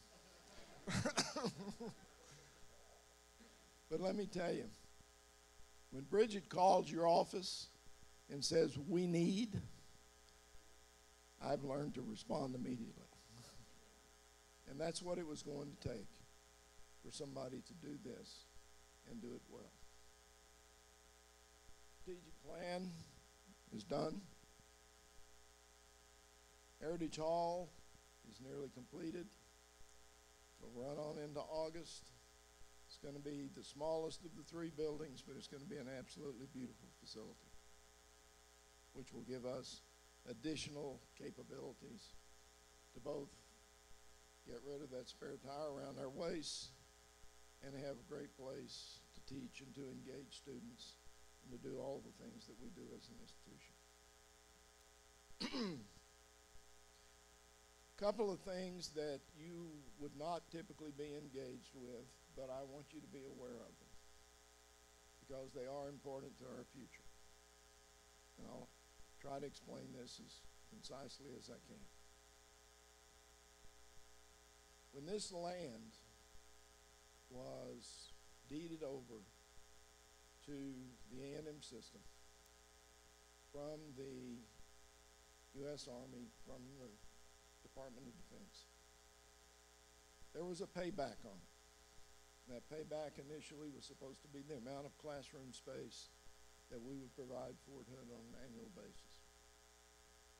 And what we were supposed to provide was 20,000 square feet of classroom space a year. Well, by the time we got out of Fairway, we turned that completely over to Fort Hood, and they had ample space there. But many of you remember Fairway. And for those of you who resided over there for a while, it was in even worse shape by the time we shut it down or said we're not going to use it anymore. There is no way we can provide square footage to pay off the land in that way. It was going to be like an 18-year deal. So we are working on, Cynthia is working on, we've got it set up with the attorneys, to go in and take out a low-interest loan through the A&M system to just pay this off. It's about $1.2 million. And no, we're not going to be cutting your budgets in order to pay that off, because we had about $150,000 a year that was budgeted for maintenance of Fairway. And we held that for this particular need. Now, why is it important for us to get our hands completely on this land to where we no longer have to call up the Corps of Engineers and say, is it okay if we do this or that? There is a project going on in Killeen right now through the Killeen Economic Development Corporation that is about the future of Killeen. And they set a goal of raising approximately $2 million from local resources in order to advance that goal. They're going to get there. They may even surpass that goal. They're beyond what they had even hoped for, I think. But one of the keys is a research park on this campus. A research park that could potentially draw business and industry from who knows where. We've already had inquiries from companies that work on Fort Hood about the possibility of co-locating with the university. We won't be able to do that if that land is not completely in our possession. Brandon has been working for, how long now, Brandon? Year and a half on a potential student housing project that we were encouraged to pursue by the A&M system. It will be privatized housing. That's all the A&M system essentially allows to be built these days. We have a plan that has already been submitted, a preliminary one. Brandon and Peg and Cynthia will be working, especially Brandon and Cynthia, will be working more on how do we flesh that out. It would be a relatively small project, but it would provide 224 beds. And we know from the survey that was done by the company that would build the project, or had done, and by surveys that Brandon and his staff have been doing for some time, that more and more one of the questions we're getting is, I'm interested in A&M Central Texas. Oh, you don't have student housing? That's a problem. Again, we need to be able to control the land because this is a privatized project. So while Cynthia, and of course Cynthia's involved in all of this, but while Cynthia and Brandon work with the Hunt companies, which would be the potential builder and operator of student housing, I'm continuing to try to find a way to resolve this issue of the land. And what we've been trying to do is to do something that would benefit Fort Hood. Because if we just pay it off to the federal government, it goes to the federal government. Fort Hood doesn't see a penny of that for any of their projects. It would be good if we could do something to benefit them, but we have had a hell of a time trying to find something that is legal for us to do that would benefit the Fort. So I've set a date, I've set a deadline, an absolute deadline of the 1st of March to get this resolved. But I wanted you to be aware of that. because it is a significant part of the future of this institution to be able, and we've already had this happen, guys. We had a developer drive down 195 and call the Economic Development Corporation and say, do you think A&M Central Texas would lease us 10 acres of land to build a new hotel on Highway 195? Right now, there is no possibility of that. We control the land. Still have to get approval through the A&M system, obviously. But there is potential. So I wanted you to be aware of that. 2 fundraising groups that I want you to be aware of. Again, these are things that you typically don't hear a lot about or pay a lot of attention to. We've had a foundation board since before we had a university. Foundation board was formed 2 or 3 years before we were actually approved. The foundation board has gone through a good bit of turnover. It has a new leadership. Some of you have lived in the area. You might know the name Dr. Al Knight, who was the CEO of Scott and White Hospital for many, many years before the merger with Baylor Scott and White. And then he became the chairman of the Scott and White Foundation Board before he completely retired. Dr. Knight is the chair of the committee. Dr. Knight is aggressive. Dr. Knight wants to build funding for scholarships and is beginning to turn his attention toward things like endowed faculty chairs and those other kinds of things that foundations tend to do. Now, we have a long way to go. Our intent has been the scholarship dollars, and that will always be a part of our intent. But those other things are important, and the foundation board knows they're important. The head of Metroplex Hospital is now on that foundation board. Our guardian angel for 10 years in the state legislature, Jimmy Don Aycock, is now on that foundation board. And I could go down the list. I won't. But they have gone through their own strategic planning. They are going to be much more aggressive when it comes to supporting this institution. Why? I mean, I will tell you guys, and I hope Dr. Knight is not live streaming. When we asked Dr. Knight to serve on the foundation board, I really wanted him. I'd known Dr. Knight for a long time, but I really wondered why would he have any interest, given all that he had done and the level of operations that he'd been responsible for. He has absolutely fallen in love with this school, and he will tell you that immediately. With its students and with you all who make it possible for those students to succeed. And they have met a lot of our students. We've had one last thing. For all of you, and I know there are a number of you in here, who participated in the Festival of Trees, which most of us knew absolutely nothing about, myself included. We raised $30,000 for us and $30,000 for CTC on the Festival of Trees. And we will do it again with CTC and maybe with the school district next year. We had over 800 people attend.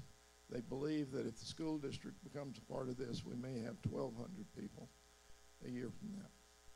This was something the foundation board said, yes, we need to do. Let's do it without thinking about what is it going to take to do it. I was sitting there scratching my head saying, how are we going to get these people to do all the things that are needed? Faculty, staff, and students came together incredibly at this place. And along with CTCs, faculty, staff, and students, made it happen, made it successful. I mentioned at the very beginning Chancellor's Century Council.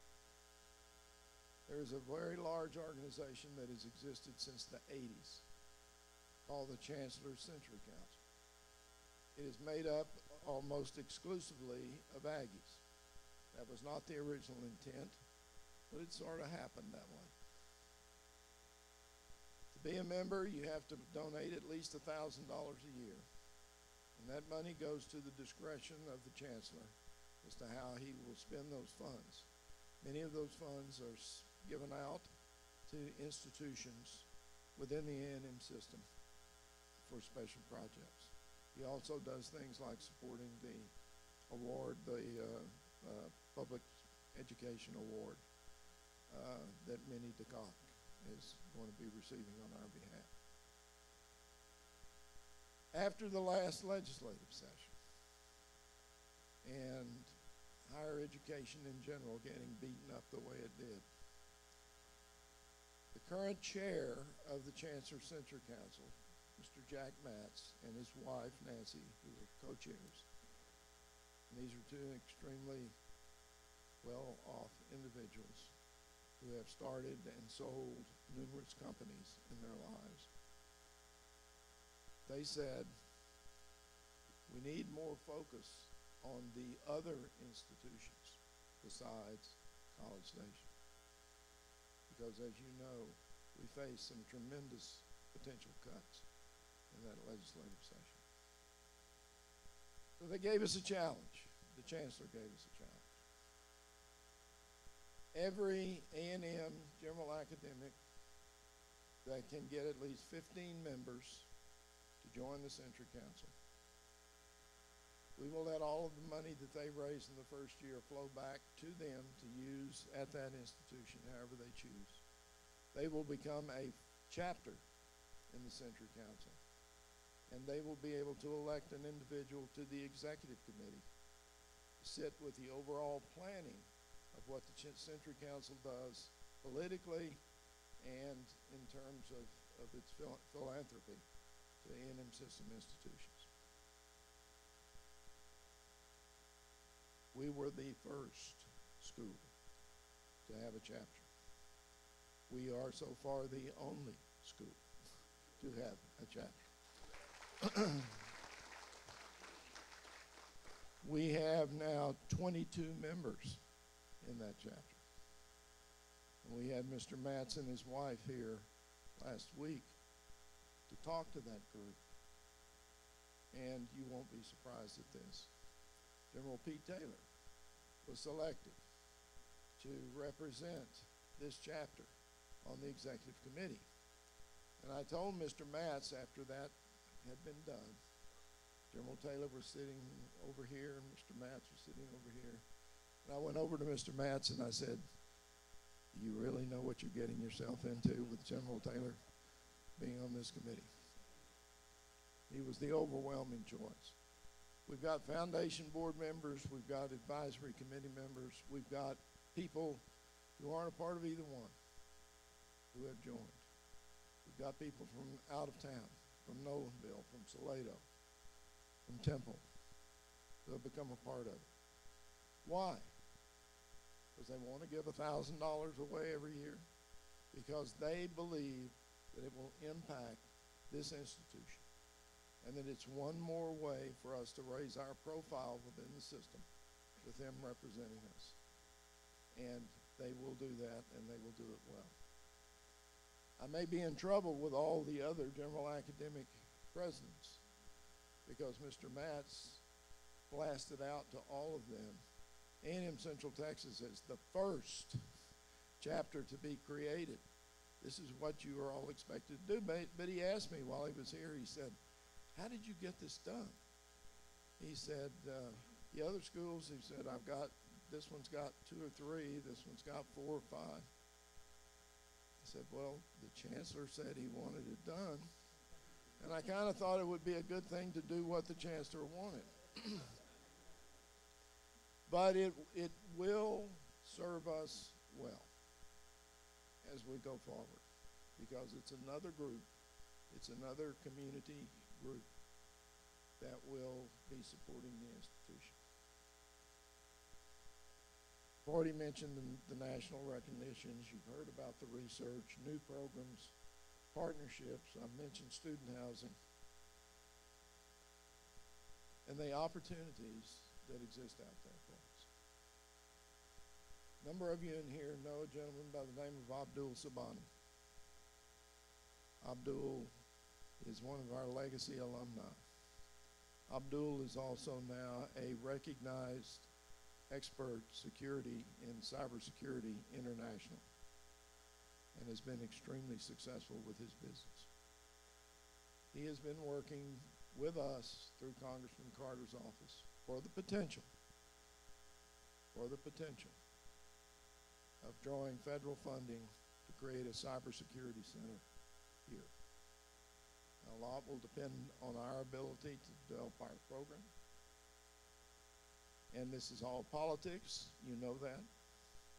But there is another individual representing us and believing that this is a site where it could occur, should occur, because of all those individuals coming out of Fort Hood, many of whom already have security clearance, most of whom already have security clearance, who may be called into this.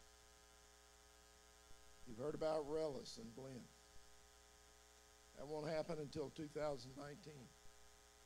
But Blinn is very, very interested in what that relationship might look like. And Lucas, I know you've done a lot of work already in trying to lay out a plan for making that happen. Russ mentioned the Trinity Valley program for the prison with electronic delivery. It's another thing we need to look at. We've got the early college high school, which is continuing to build rapidly within Killeen. The early college high school will eventually have 1,200 students. It has about 600 right now. 2019, they will graduate their first class. We won't get them all, but we'll get a bunch of them. And it will be another flow of students to us. And why is that important? I'll go back to that downer that I started out talking about. Up until today, we did get a little bit of good news earlier today. Up until today, we've been down about 11 to 12% in enrollment for this semester. That's about 300 students. It's enough to raise eyebrows. It's enough to raise questions. But folks, I've looked at this thing every way I could look at it. I've warned Paul Turcotte out, saying, Paul, can you give me these numbers? Can you give me these numbers? Does this make any sense? If I use my middle school algebra to do some extrapolations, does this work? There is no one clear answer, but there are some clear indicators. One of the things, we were too damn successful in graduating students in the fall. And that sounds like a hard thing to say. But we graduated close to 100 more students than we typically graduate in a December. The largest graduating class at any time that we've ever had. And I really thought that's what we were supposed to be doing, is getting these students graduated. Believe me, guys, it did have an impact. It did have an impact. And we can look at the fact that we've had a lot more deployments than we've had in the past. We know we've lost students through them. And I could go down the list of different groups. And yes, some of it might have to do with the website, but I can tell you for the most part, when you really look at the numbers, and I want all of you, but especially all of you folks in the academic area, to think carefully about this. Where is the hole? We're up over 200% in 18 to 21-year-old students coming to this institution. We're up almost 300% in new admits coming to this institution. We're down slightly in the 21 to 25 category and the 25 to 31 category. But where we fell off the cliff was in the 31 and older. It is very clear. The older student that we have built this institution on, essentially, for a number of years. I don't think we have completely filled the market. But every now and then, with older students, decide not to go to school for whatever reason. Part of it is, too, we cut back on some sections. And you guys that cut back on sections, I'm not scolding you for that. Believe me, I'm going to use it politically when I talk about the funding cut. But that, too, had some impact. It was almost a perfect storm of things coming together. Now, we were told just a little while ago that 12 and 13% is down on the semester credit side to 9%. And believe me, guys, if we could get it into single digits at least, we'll make it a little easier to explain it. Because we are going to have to explain it.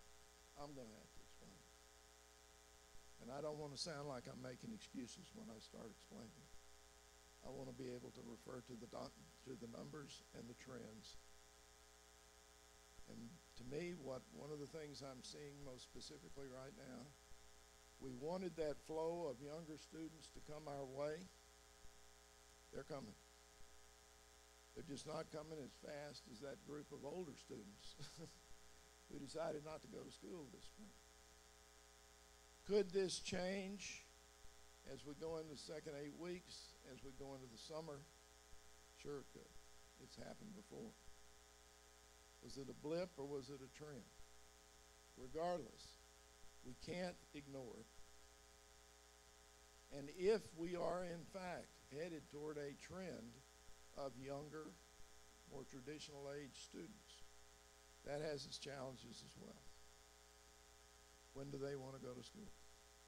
They don't want to go to school at night. They've been taking classes in the daytime at CTC or TC or ACC or wherever they've been. And for those of you in areas, and I'm just throwing out stuff now, you can say, well, it's easy for the nucleus to just stand up there and throw out stuff.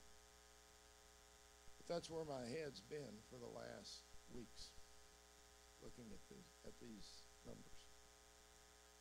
In areas like liberal arts, Jerry, not just in liberal arts, or in arts and sciences, what I meant to say. And you may already be doing this, but we need to think a lot more about who's using some of our classes as electives, as opposed to just our own students. One of the people who brought that home to me the other day was Mr. Sabani.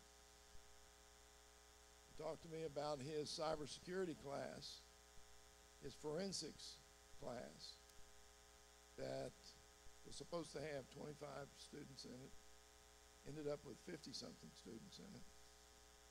Less than half of them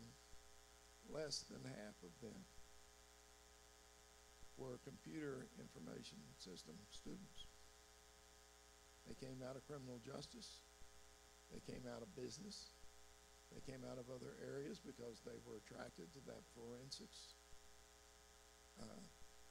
And one of the great challenges we have as an upper-level institution is that we don't have that base of freshmen and sophomores below us as a kind of cushion. We have a big graduation. It affects us because it happened suddenly. We only got 2 levels of students plus the graduate students that we're working with. So does that mean we should just abandon ship? Start talking about downward expansion? I don't think so.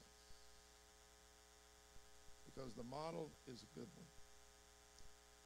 And I think our challenge is, when we face what we're facing right now, is to address it, adjust to it, and move on.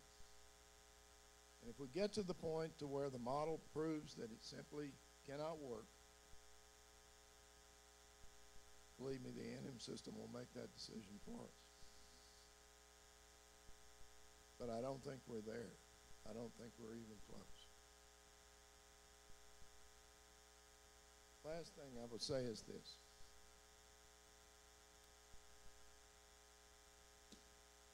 Our success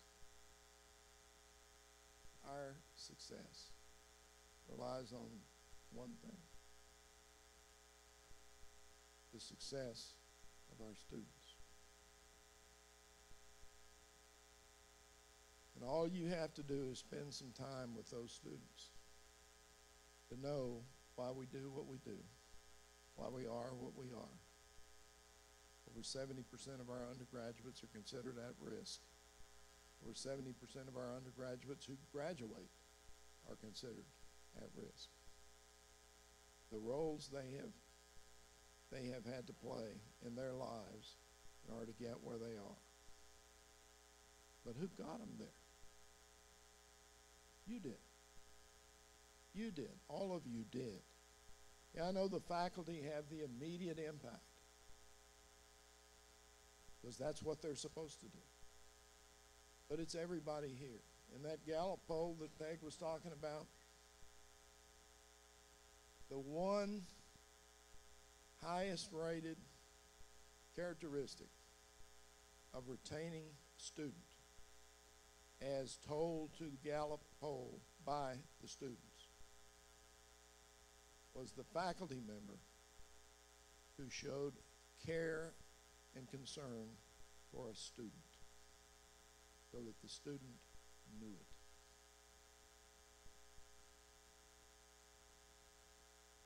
And as you went on farther down their list, it moved over into staff and the willingness of staff to support them as they were going through their education.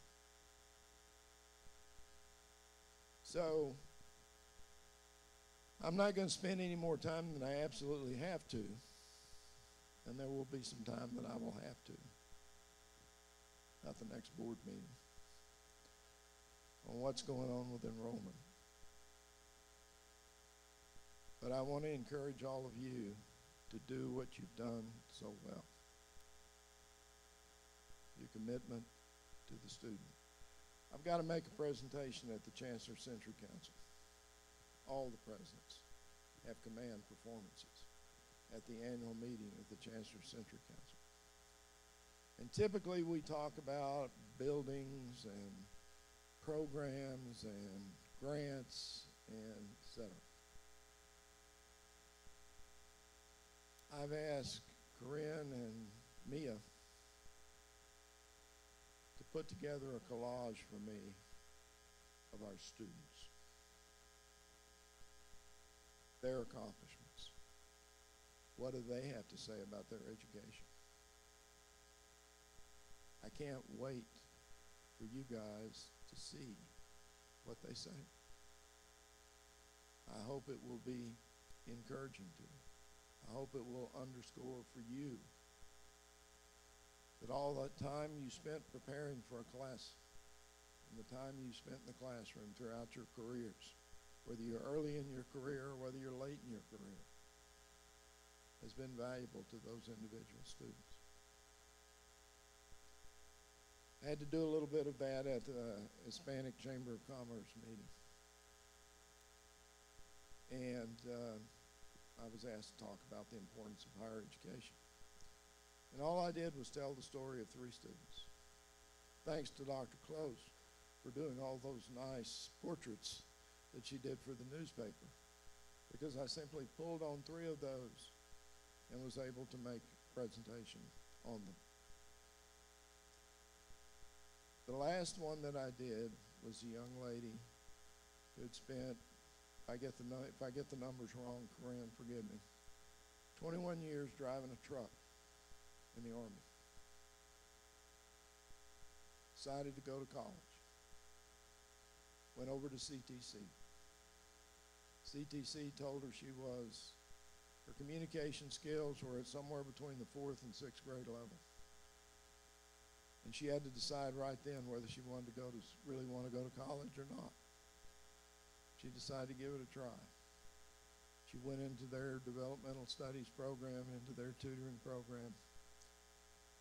A few years later, she graduated from CTC with 3 associate degrees. now she's a student here. And if her grades hold up, she'll graduate magna cum laude from this institution.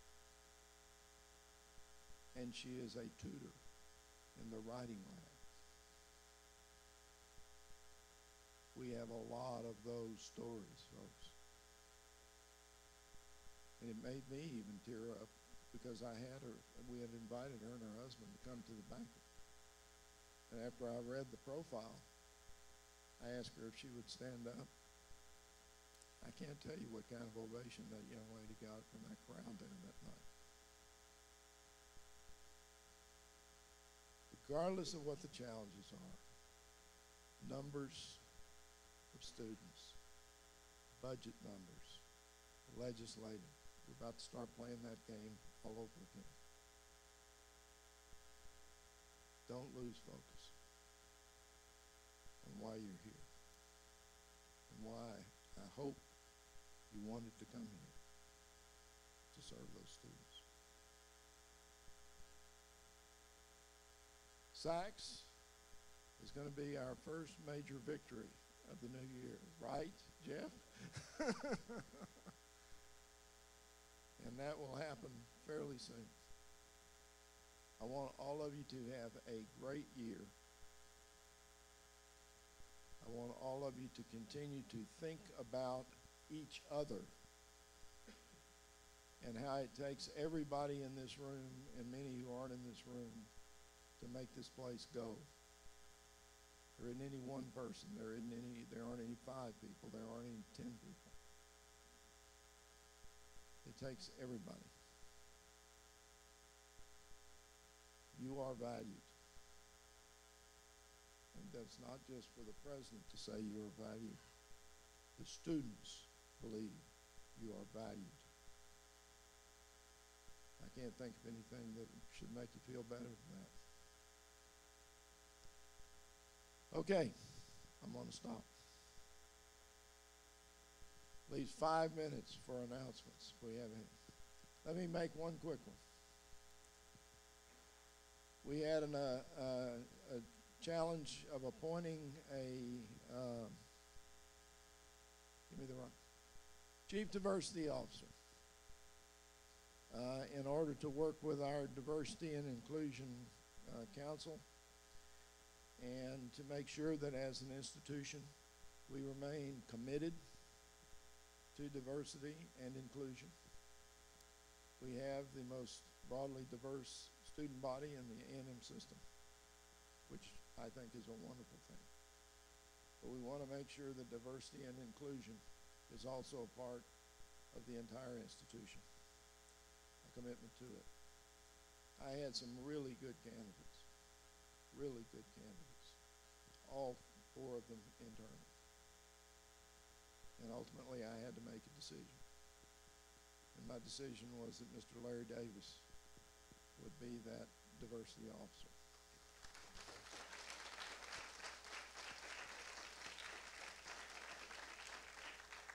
But believe me, what I heard from the other individuals, what I saw in their applications and the 2 finalists that I interviewed was a passion to do this. This is important. And that's a great thing to see. Okay, now we're down to 2 minutes.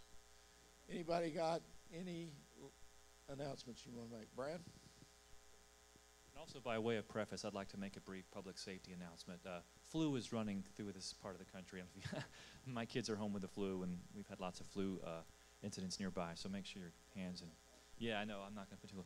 Just for all of you, just a reminder, now that students are coming back especially. But briefly, Faculty Senate is going to be issuing to faculty a general faculty satisfaction survey. This is independent of the best places to work survey that we've already had recently. This is something we're going to start tracking internally once a year, just to kind of all things related to faculty satisfaction, just to get some data on that. And that's going to be for our benefit. We might aggregate that and share with administration where we need to, but it's mostly just for us to sort of see how we're tracking in that area. So just be on the lookout for that. We'll get an email to you in the next week or 2. Anyone else with an announcement that you got a group here, they need to hear it, is a good time to do it.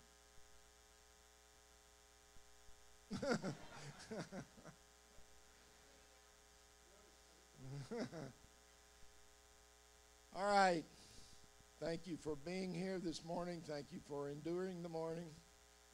Have a great year.